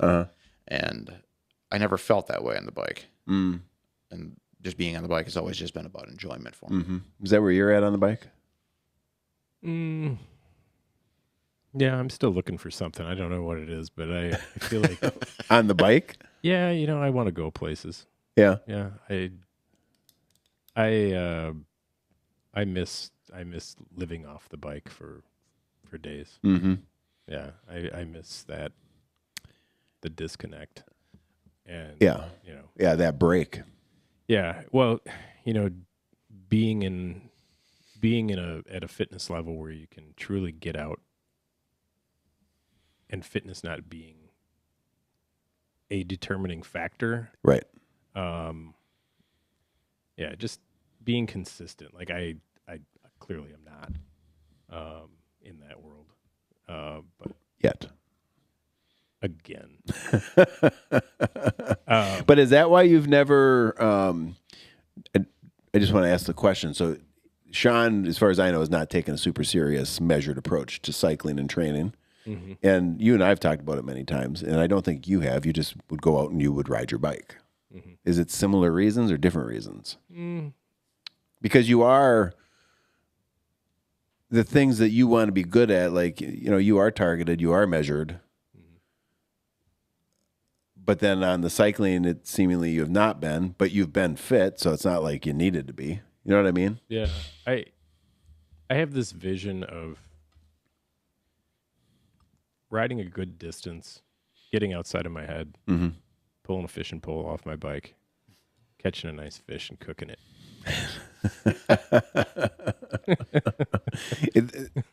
Right. This is where your head's at now. Right. Yeah. What about in the past when you were riding 300 miles a week or more and you were just riding? There wasn't a plan per se. You weren't following a structured plan. No. Why? So why did you sort of not do that? I always got a sense you intentionally did not train in a specific way, just through our conversations. Yeah, I still really don't. Sure. Yeah, it's just kind of go where the voices in your head tell you. On the bike. Yeah. The vibe I always got was that you were pretty good at just like intuitively doing what needed to be done. Yeah, maybe. Knowing. Mm-hmm. Yeah. Is your approach on the bike different than your approach in your basement with strength training? Yeah, I don't like to be there. I mean, the basement is, I've got a nice setup. It's convenient. Mm-hmm. It's efficient. Mm-hmm. I really want to be outside. Yeah.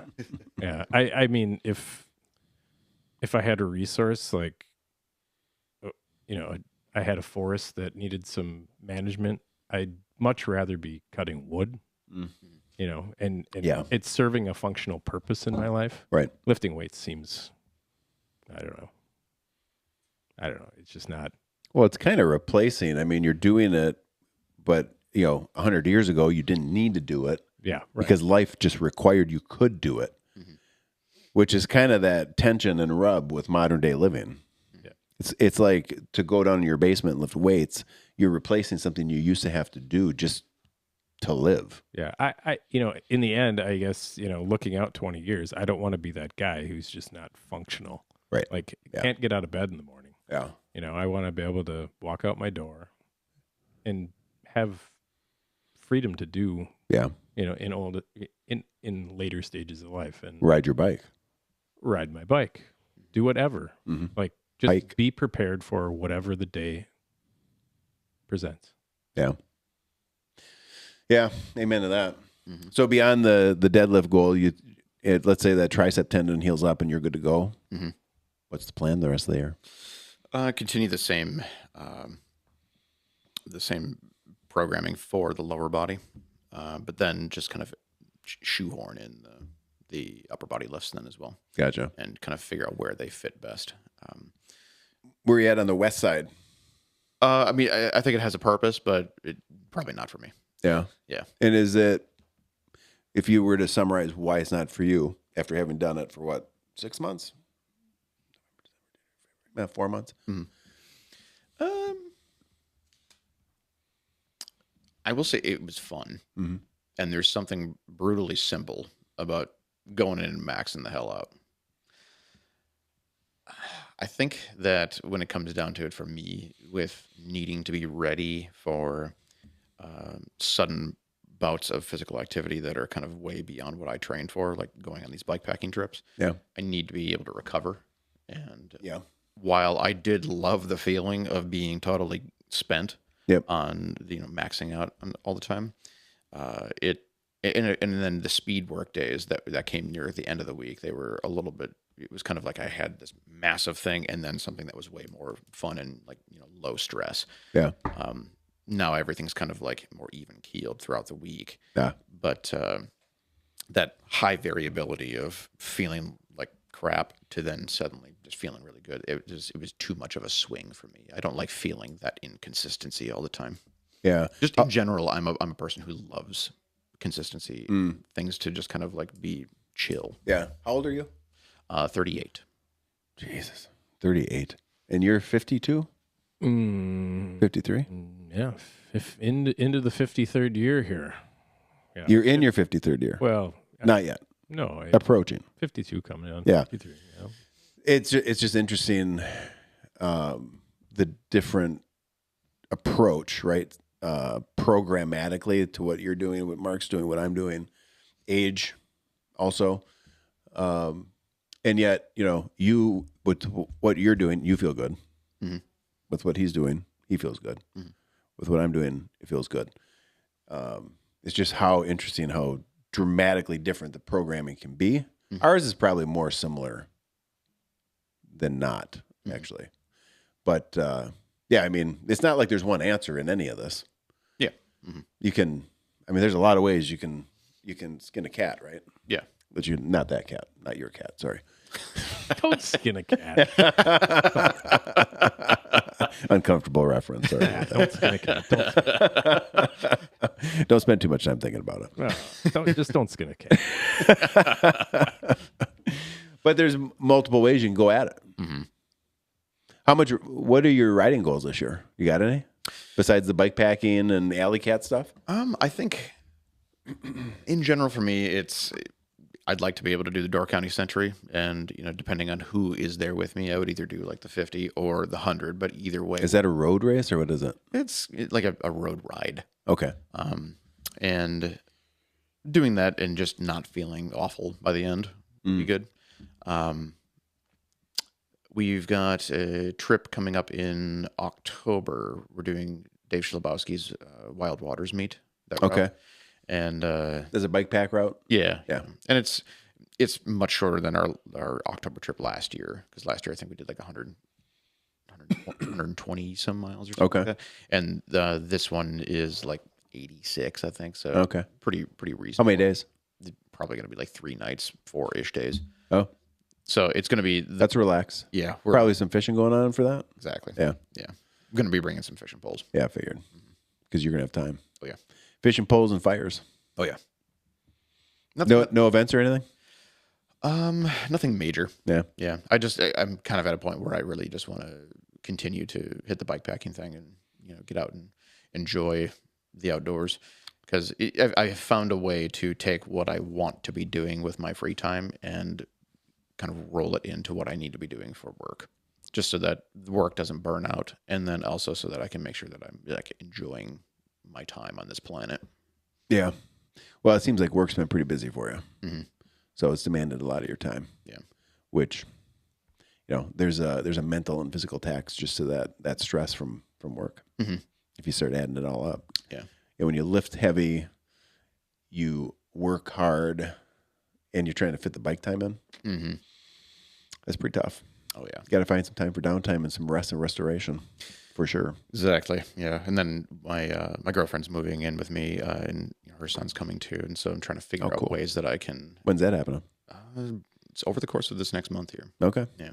And so we're pretty exciting, honestly. It's going to be awesome. But just making sure that I can figure out ways to have time for them, because they need that from me. Honestly, I need it from them. And I'm looking forward to that next adventure in life. Mm-hmm. Where are you living now? I live in Oshkosh, like pretty much right above the shop. So still above the shop. Because Mm-hmm. it seems like since I've known you, you've been in that building in some capacity, but kind of a moving target. It's my third place in that building. In that building, yeah. And every time it was an upgrade. Interesting. An upgrade as an elevation? Yeah, because literally? You were in that first place. Yeah. And then the second place was the same floor, but it was a 2-story place. It had like a cool spiral staircase in there and everything. Yes. And then I was in there. Oh yeah. Yeah. That's right. And now this one is pretty much majority of the third floor is mine. That's pretty nice. How many square feet? I am told 2,100. Holy Christ, that's big. It's cool space. Is it? Yeah. You been up there? Yeah, when I was back, what was it? I don't know. Was it? No, it would have been just. It was like earlier this spring, late winter. Oh yeah, I did shoot over to stop in and say, hey, it's a cool space. 2,100 square feet's a lot. And it's nice because how many rooms? 1 bedroom, 1.5 bath. But the thing is that it's got a weird architecture to it. Okay. It's very open concept. Yeah, clearly. Yeah, and there's a little hallway that goes over by like the pantry area, and it's almost about 2 normal stories tall because it's a very tall room, very big ceiling, very high ceilings, and about halfway up the wall there are these 2 little openings on either side of this hallway. And so what the owner did is he went up there and built this enclosure around those 2 spaces, so that then my girlfriend's son Jace could have this little like loft bedroom kind of thing. Oh, that's cool. It's super cool. He's got like a little construction staircase thing that goes up to it. Nice. It's very nice. Very nice. How old is he? 12 going on 13. That's a fun age. Yeah. That's a fun age. He's a good kid too. Yeah. Wicked smart. Is he? Oh yeah. What's he into? Right now we've been doing a lot of Minecraft together. Oh, nice. And it's mostly because I grew up as a Lego kid. Uh-huh. And he enjoys that as well, but he's also very much interested in like computers and science and that kind of thing. So, Is he robotics or anything? I think that he would definitely get into that. Yeah? Yeah. Yeah, that's cool. What's our time here? I want to make sure that we're good on time. Oh, we're good. 12:20. I wanted to talk bike a little bit. Oh, sure. Because we got Lake Effect coming down to you. Oh, yeah. I sent a text over to Brian last night, and I think Rob's down there now today. Mm-hmm. I think the bike's going to hopefully... I told him you're back tomorrow. Later today, but definitely tomorrow I'll be in. So Brian kind of, I think, expressed to try to get the bike to you as soon as possible, just so it's in your possession, and then we can rock and roll. Mm-hmm. Ready to build a bike? Yeah. Looking forward to it. I'm ready. This has been a long time coming. Yeah. Yeah, I mean, the plan started quite some time ago. Yeah. How long have you had Lake Effect? When did that get down to you? I want to say that was... The original Lake Effect. It was last year. Yeah. I thought like last fall, maybe?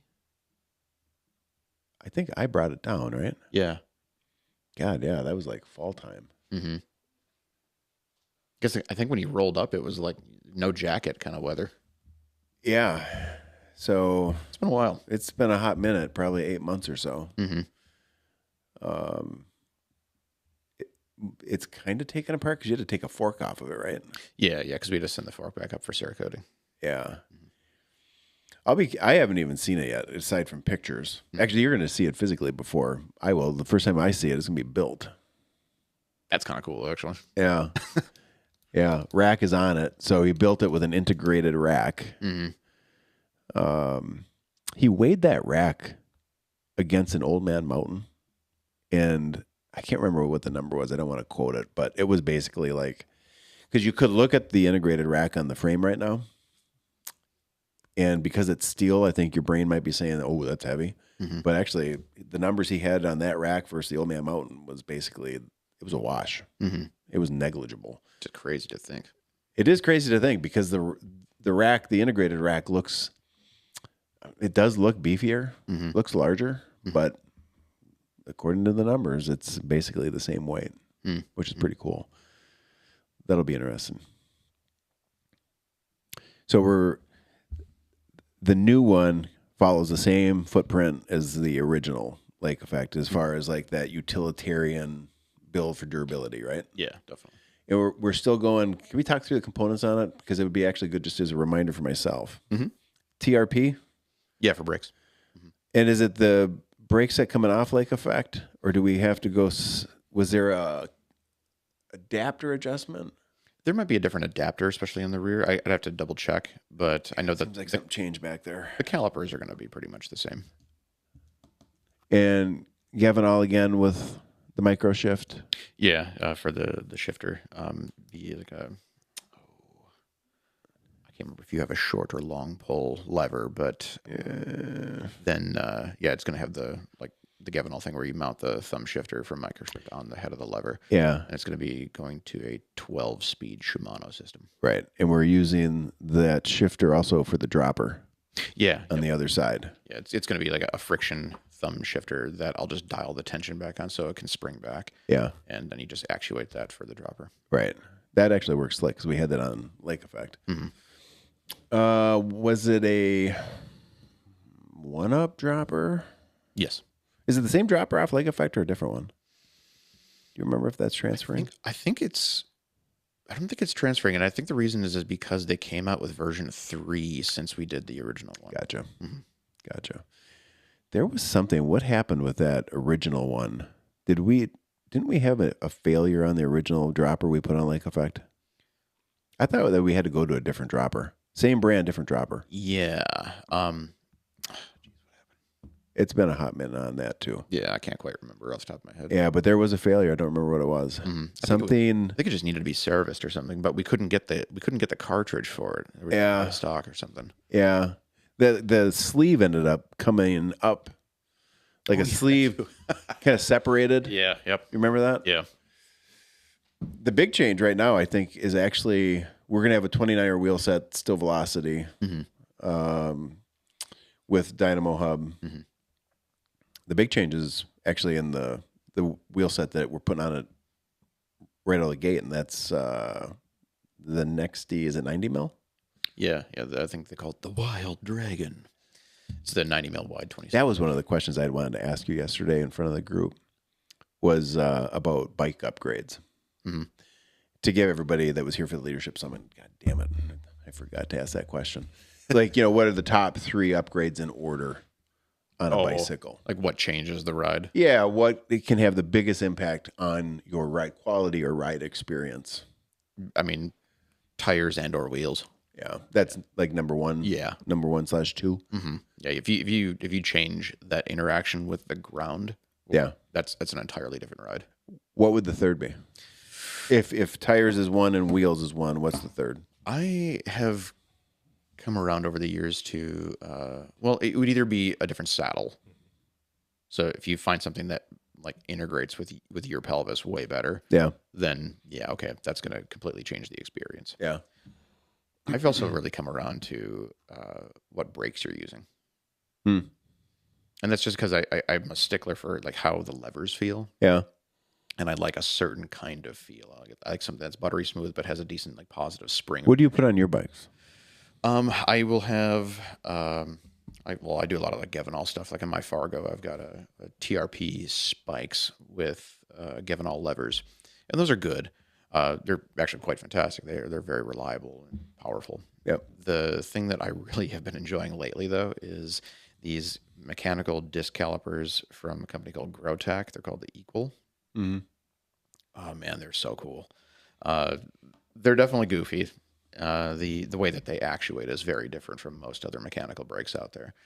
Instead of having like a brake arm, it's got this like weird rotary plate on the top that really is actuated by the cable, and it's almost like a worm gear or something like that that goes down and presses the outer pad into the stationary inner pad.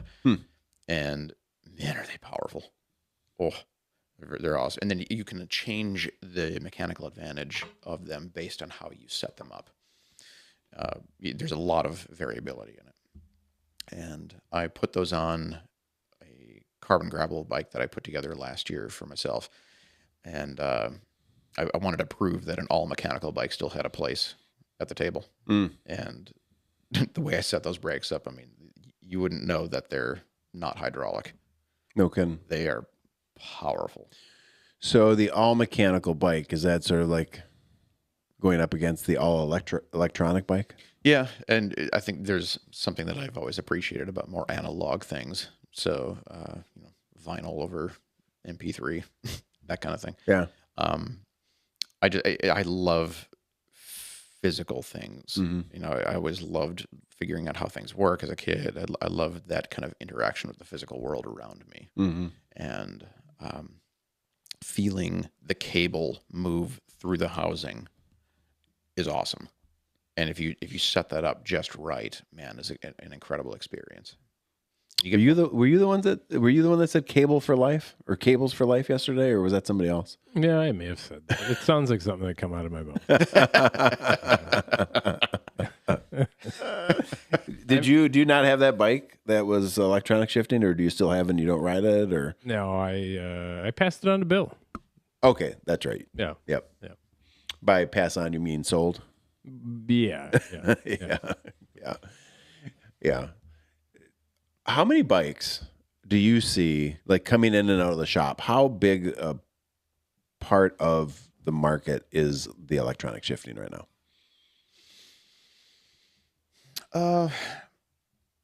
I think that based on where we are, like our area. Yeah, this is just your shop and where you are in Wisconsin, Oshkosh. It's not that big. They tend to be, a little bit more on like the higher end price wise. Yeah. And so it's not something that we necessarily do a lot of, because usually the higher end builds that we're doing are more geared towards the specialty that we have in the shop, which is bike packing and touring. Yep. And there's still kind of this reverence for the mechanical bicycle in that world. Mm-hmm. So we don't see too many of those things, but we do have a few on the floor. Mm-hmm. And I mean, some cool things about them is that it's pretty easy to set them up. Yeah. Yeah. I mean, they come together well. Mm-hmm. I'm not going to necessarily knock electronic and say that it's, garbage, because it's not. Mm-hmm. I'm sure there's a place for it. It's just a tool for a different purpose. Yeah.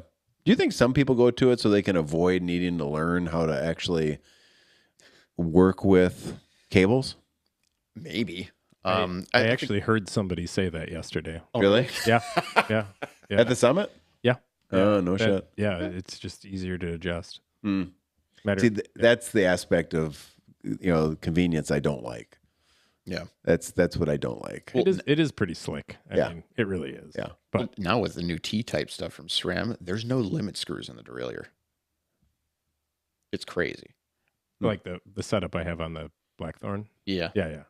It's insane. Like all you do is you figure out what your chainstay length is, and then what your gearing ratio is, and the app will tell you how many links to have in your chain. Wow. And then if you place the chain on a certain cog and put the derailleur in the setup position, all you do is loosen the entire system, pull it back, and snug it. Done. Mm. I mean, it's pretty slick.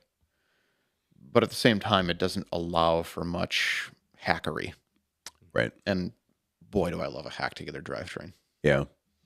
Well, I mean, also, if you're out adventure biking, I got to imagine that if you're dealing with electronic shifting, I mean, what do you do if it shits the bed on you and you're in the middle of nowhere? How do you fix it? I mean, hopefully it crapped out on you in like a gear that you can still get out of the woods on. Yeah, but what if it doesn't? Just walking? I mean, probably. Yeah. Has electronic shifting made its way into the department store bike? I don't believe so, no. Oh, okay. Yeah.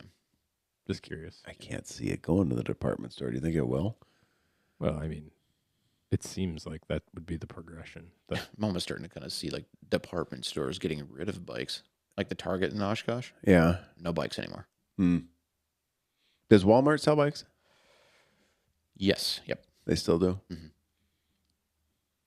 I mean, honestly, they've come a long way. Mm-hmm. I mean, rather than just being a bike-shaped object, it's now getting to the point where I think, like, what is it? Ozark Trail, I think, is one of their brands. They've got a gravel bike that's pretty decent. Yeah, kind of reasonable.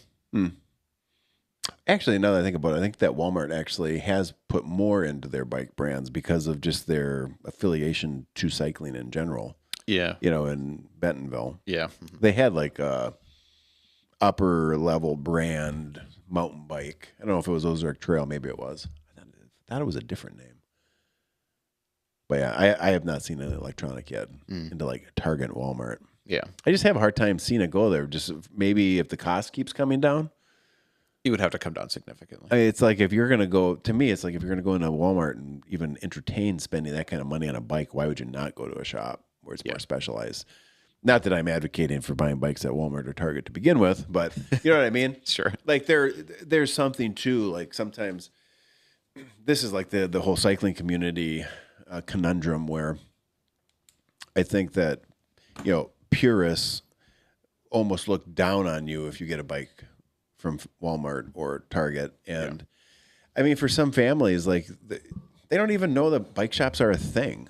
Or, like yesterday at the summit, one of the things that came up is, and I think shops are getting better just because there's more awareness, like, being a dick hurts your business. Mm-hmm. But somebody had asked you a question, I think, during your part yesterday morning. I actually think it was more from a perspective of how a customer can go in and like have a good relationship and with the have a good interaction. relationship with the bike shop.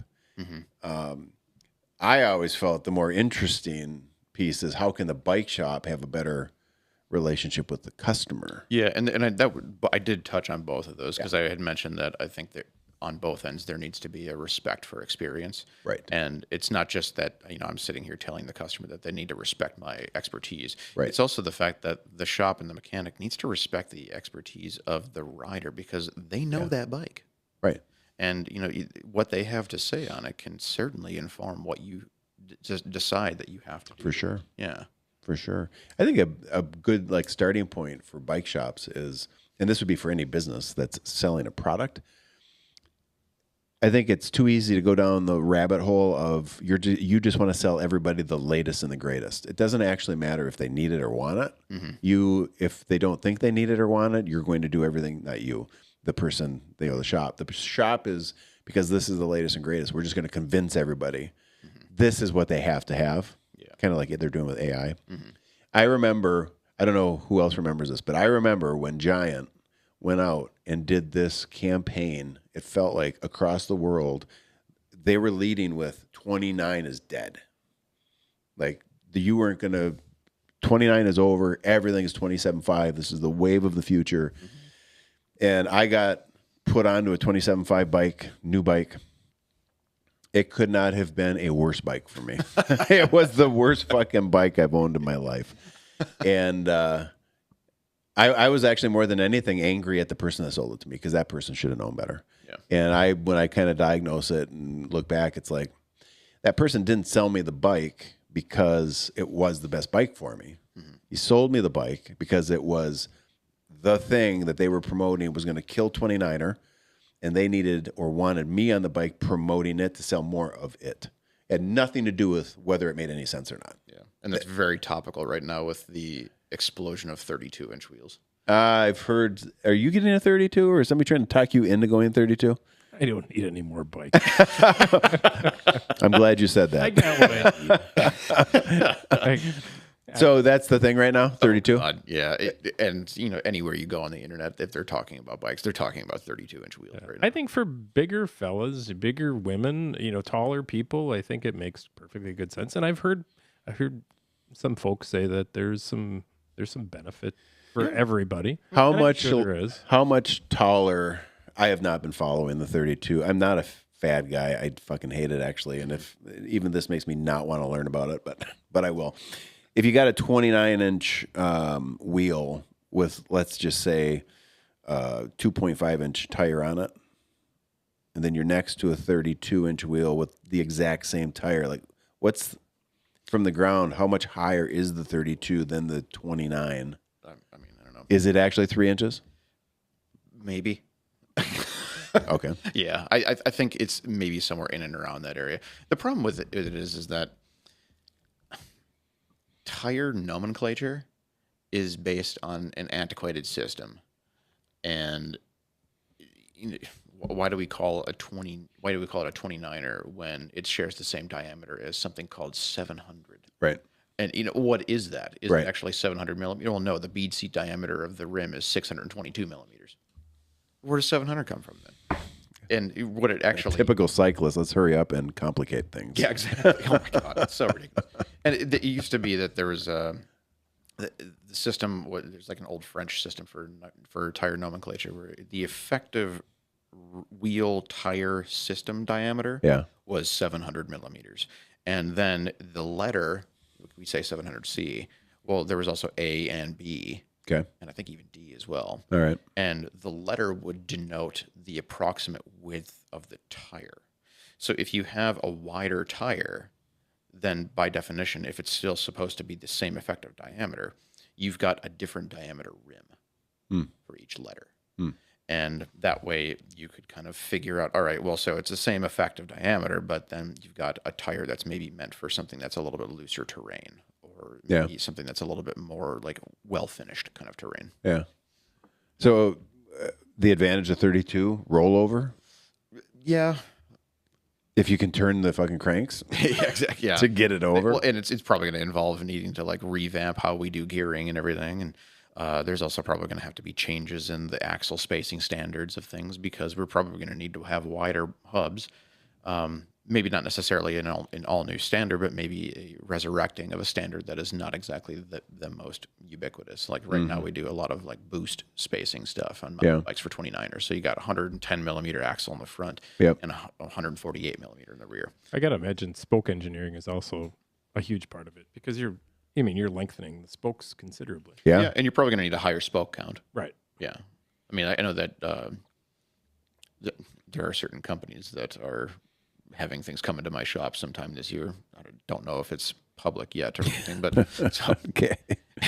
had to sign the old NDA. Yeah. But there are some wheels coming in that are 32 inch that I know are going to be 32 spoke, and it's meant to be a performance wheel. And a lot of times with performance wheels, you'll find like 28 spoke or something like that. So I see that they're making the choice that I think is a smart choice to include more spokes. It makes sense. Yeah. What do you see the benefits 32 inch? The rollover, I guess, once it's moving, it theoretically It's going to move. It should move more efficiently. But the getting to the moving part seems like there might be a little bit more effort needed to. I don't know how it'll translate in tight, twisty, situations where it's very explosive. Yeah. Like I don't know. I'd love to try one. I'd Yeah. love to feel it. I mean, the knock on 29 was, getting it up to speed and then in tight, twisty single track. Like that's the whole way they were trying to sell that 29 was dead because of how fast and twitchy and quick 27.5 is in single track. What was the line this weekend? We've been through this before. Right. Bring Jim in. Yeah, exactly. Someone was asking me recently about it because they were thinking about, do I go with like a 29 inch adventure bike or do I wait for like a 32 inch to come out? And Why wait? My thought was, that was kind of one thought I had in my mind. It's like, why wait to ride your bike? But then it was like, we've been through this before. It's 26 versus 29, and then 27.5 was like another thing. And it's just always kind of trying to figure out where something is, and they want to label it as the best. Yeah. And unfortunately, what tool in your toolbox is the best? Well, it's the situation. Like, I'm not going to try and cut wood with a screwdriver. I mean, maybe. And then you'd be like, this is stupid. Yeah, exactly. I'm not going to do this anymore. Yeah, exactly. Yeah, like if I wanted to build a mostly pavement-oriented touring bike, 26 all the way. Yeah. Yeah. Well, I mean, if you look at going back to the EX Lake Effect, you look at Lake Effect, that was originally a longer bike, axle to axle. And that was in the whole idea that the type of riding that I'm predominantly doing, that is going to offer a more stable platform. And so within that, I'm not saying it's the best bike in the planet. It's best for what I'm trying to do and ride. It's also, there's an element to it where it's nice. Let's not call it a fat bike. Let's just look at it as this bike can ride any surface. It can ride all four seasons. I don't need to have 12 bikes, which is probably depressing for you. I'm kidding. I know the idea is to keep selling more and more and more. But, for me in my use case, it was like, it was solving a problem for me. I don't see any, for me personally, I don't see a purpose in having 5 bikes. Now we've gone to the... Except you got to have a single speed. Yes.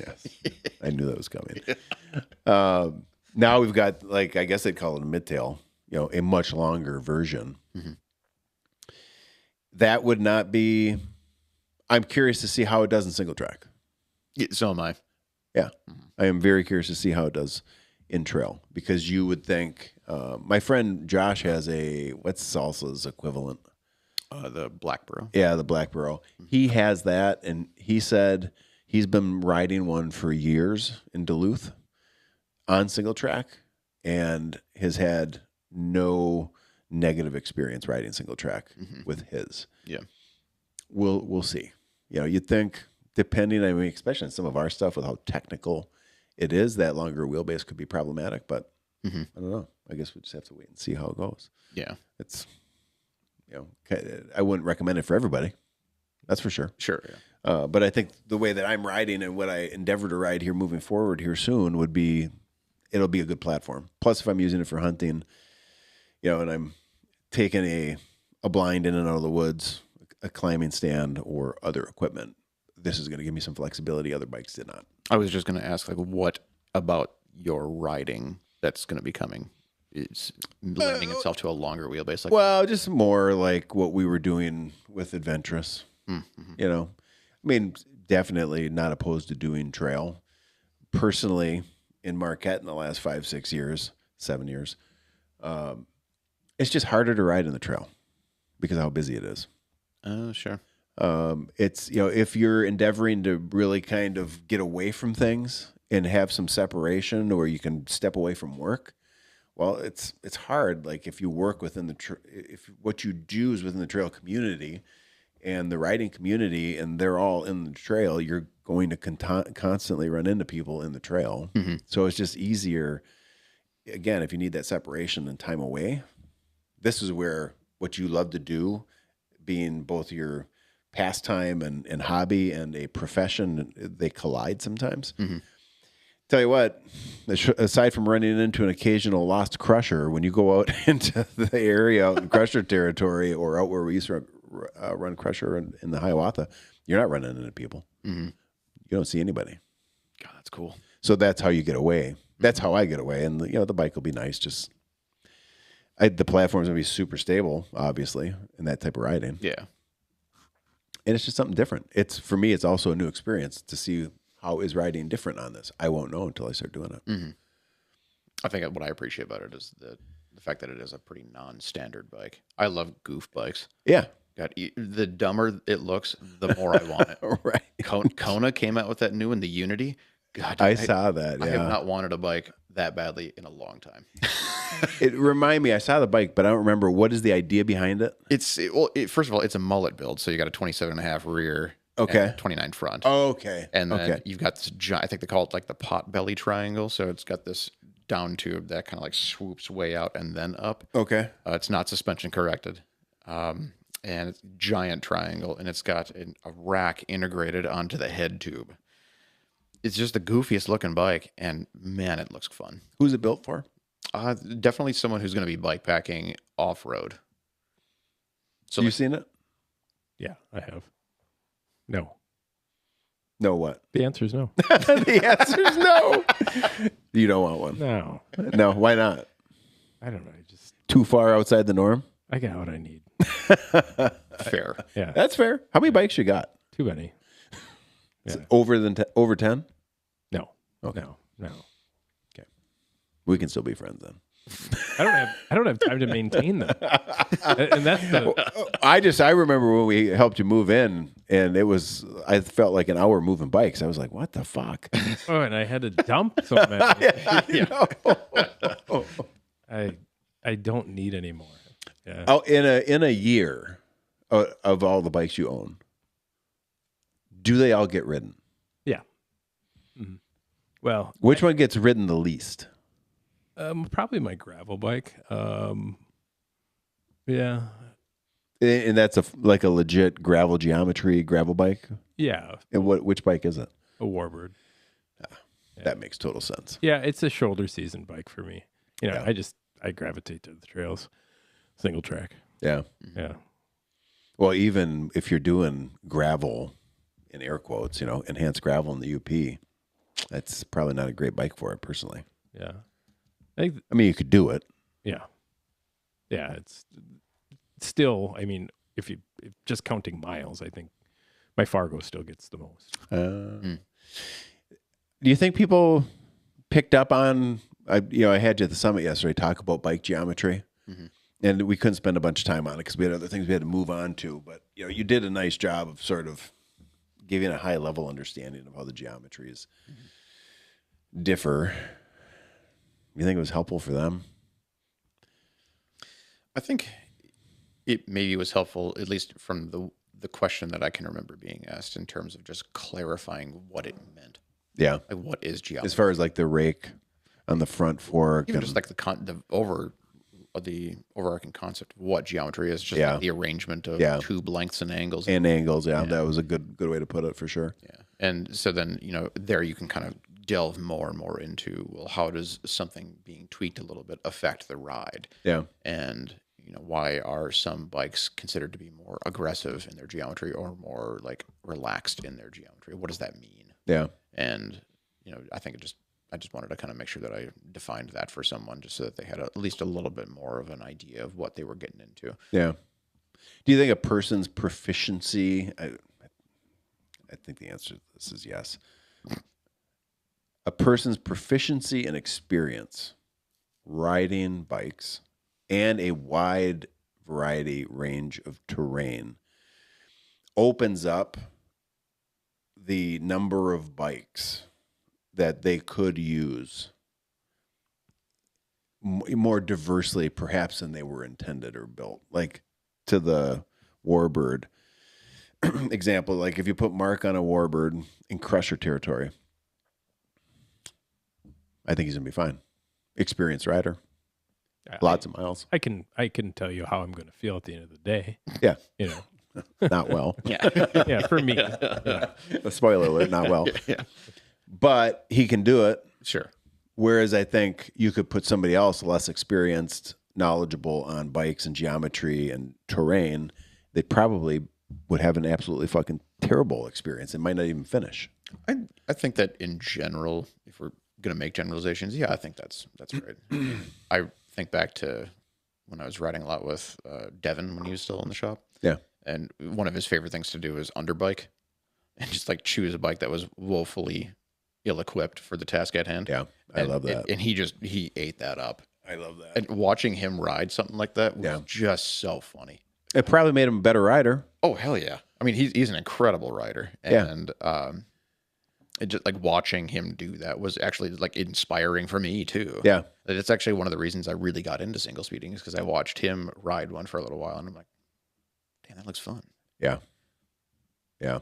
I like that. Just, the understanding how a ill-equipped bike will handle terrain and obstacles it's not built to handle. Yeah. That's a benefit.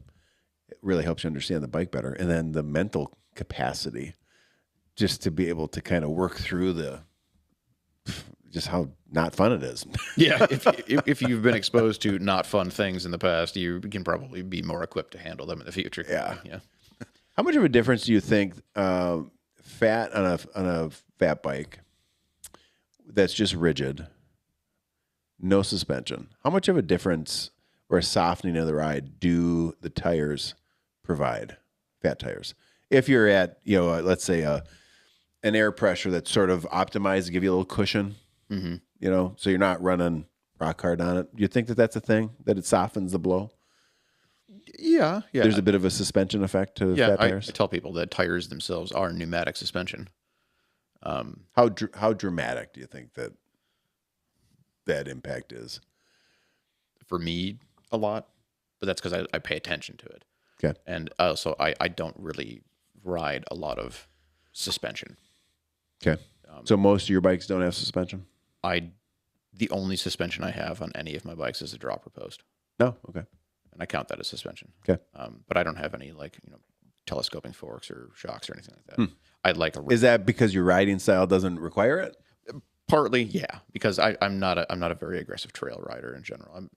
I'm a very slow kind of person. I like things to go at a very casual pace, and I'm not a very fast paced person, and it's just kind of always been my vibe. Okay.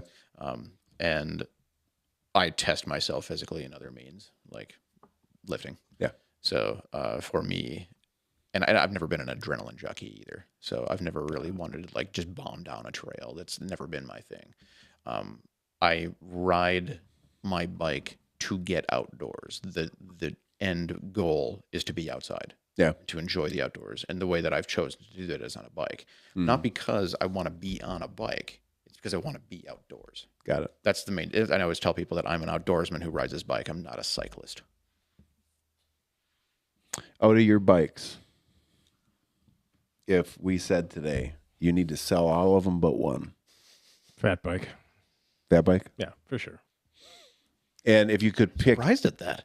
It has to be. I would to see the Fargo go down the road or to be eliminated from my options would be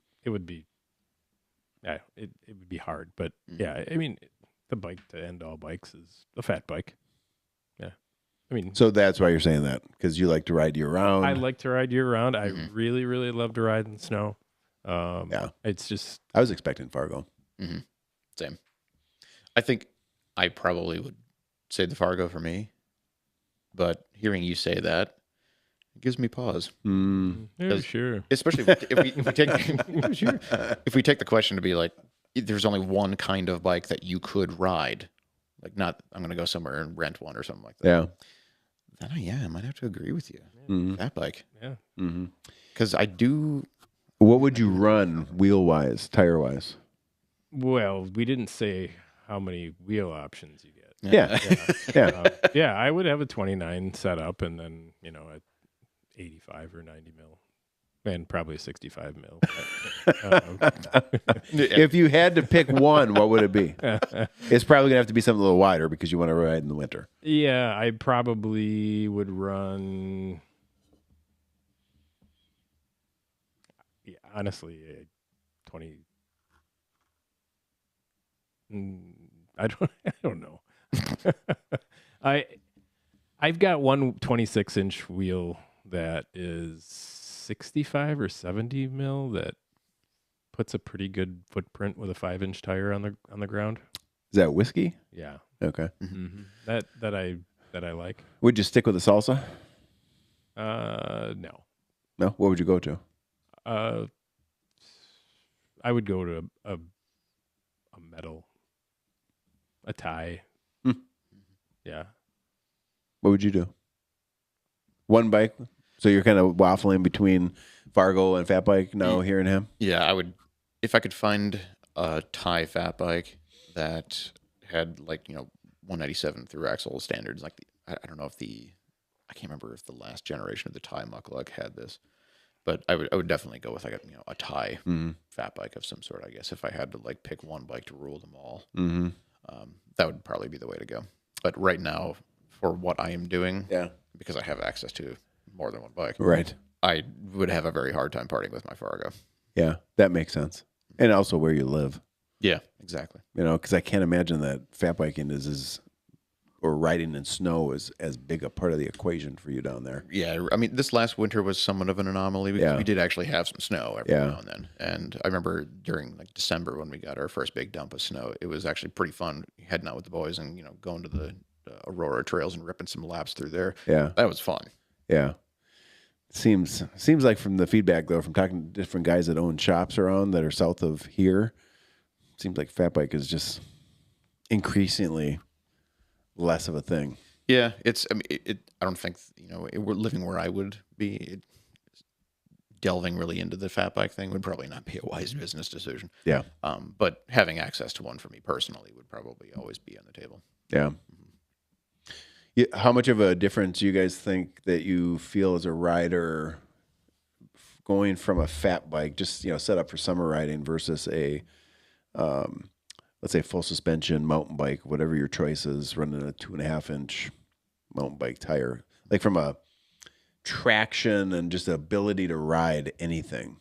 Do you think the fat bike, because of the footprint of the tire, gives a marked advantage over a traditional mountain bike? For somebody coming that wants to ride multiple surfaces or variable surfaces, that's just getting into riding a bicycle. Yeah. A fat bike is by far the most confidence building. Mm-hmm. Yeah. I'd agree with that because we saw that giving the kids in our program plus bikes. Mm-hmm. You could take a kid that couldn't ride with a lick on a normal mountain bike, put him on a plus bike, and he looks like a world champion. Mm-hmm. And it's just like the stability. First time I ever rode a 29 plus bike, it was a Surly Krampus, and instantly I was way more confident on the trail. Just because of the tires. Yeah. 100%. Big difference then. It is big difference. The answer is big difference. If you're going to buy, if you're only in it to buy one bike, just to get into it, yeah, that would be Yeah. And I love because right away your wheels were turning like, okay, wheel sets. Now I'm going to have one bike, but I'm going to have lots of wheels. Right. And that's the beauty of the fat bike. Oh, yeah. Or that geometry is you can put just about anything you damn well want on it. Mm-hmm. At that point, for somebody who's in that, I guess, in that frame of mind, yeah, it's pretty slick. And me as a wheel builder, I love having multiple wheel sets for a given bike. It makes a ton of sense. Yeah. The versatility that you can get out of that frame is incredible. Yeah. I think about it's funny because, for people who come up and ride Crusher or Margie and they've got multiple bikes, now that the conundrum is, what bike do I ride? I don't know what bike to ride. Yeah, right. And it ends up a conversation for months. Mm-hmm. If you got one bike, you're not asking what bike you're going to ride. You're going to be asking what wheel set should I use. So then it would just be the ad nauseum conversation would be which wheel set. Yeah. Which is kind of the Polaroid thing, right? It's not wheel set, it's studded or not studded. Do you have studs on yours? Yeah. I mean, if there is any kind of winter precipitation out there, I've got studs in my bike. Yeah. If I have no studs on my fat bike, it's because it's summer. Yeah. What tire you run for summer on your fat bike? Just a Dillinger. Dillinger, okay. So your answer that I asked you yesterday, it's the same answer. Yeah. Yeah. What do you use? Fat bike summer? Tire? Yeah. I don't ride a fat bike in the summer. You don't get yours out at all? No. No, it's dedicated to... Just winter? Yeah. Studded year round? I've got a selection of wheel sets to choose from, but most of them are studded. Oh, fat wheel sets? Yeah. A selection? A selection, yeah. We should do a podcast at his house. Yeah. The bikes of Mark. Yeah. I started,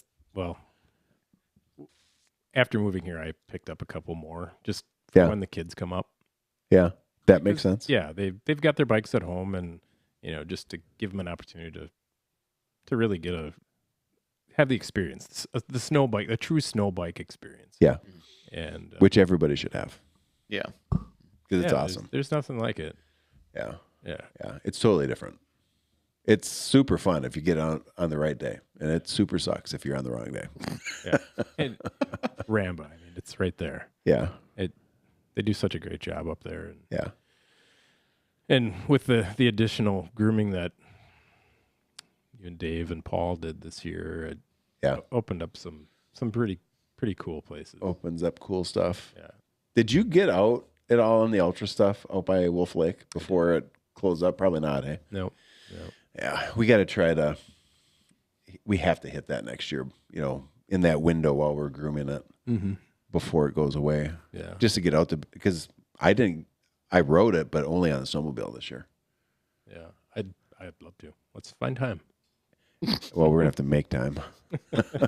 Well, actually, you can't generate and make time. You're gonna have to just commit to do it. Yeah, we need to do that. You'll have to come up for it. That'd be fun. It's like a 30-mile. When you loop, say I think that area closes up, what do you mean by that? Well, in the winter, so it's basically Crusher territory. You can go up Wolf Lake Road, which is plowed to a point, and then from there we were grooming out around Wolf Lake. It was 30 mile. Well, from North Road, the route came down from Red Road to North Road, then goes out to Wolf Lake Road, then continues into the middle of nowhere, comes back around as a loop back to Wolf Lake Road. So you could go park and you could just do the loop. If you cut out the out and back to North Road, I think it's 25 miles. But you'd get to be in Crusher territory in winter, which is unheard of. We've never done that before. And it's just really cool out there. It's a whole different way to see it. The only people you're going to see would be snowmobilers. You really got to make sure for those 30 miles you're self-contained and efficient, because you probably don't have cell service if something goes wrong. You should have in-reach and stuff. Sure. You could do an overnight out there. You could. Fun. Yeah. Well, we might need to get rolling here. We're at 11. I got some text messages rolling in. It's a big day today because bike club is done, registration's done. Mm-hmm. Ended up with it's like 1,275 kids. Oh, dang. This year registered. So now that reg is closed, we're going to start. First, we got to get into the data, make sure it's clean, and got to get that done quick. Then we start ordering shirts, and like shit starts happening fast. 1,285. 1,285 is where it ended up. Mm-hmm. Yeah. All right. It's awesome. More than last year. Dang. That's cool. Yeah. So I'll be seeing you soon because you're going to have my bike that I need to pick up at some point. Yeah. I'll keep you posted on when it's headed your way. Sure. I got to, you know what? I got to give them your number too. I didn't do that yesterday. Oh, sure. I'll do that. All right. Nice job on the annual meat report. We'll have to do this again next year. Keep at it, eh? Ooh, sure. Out.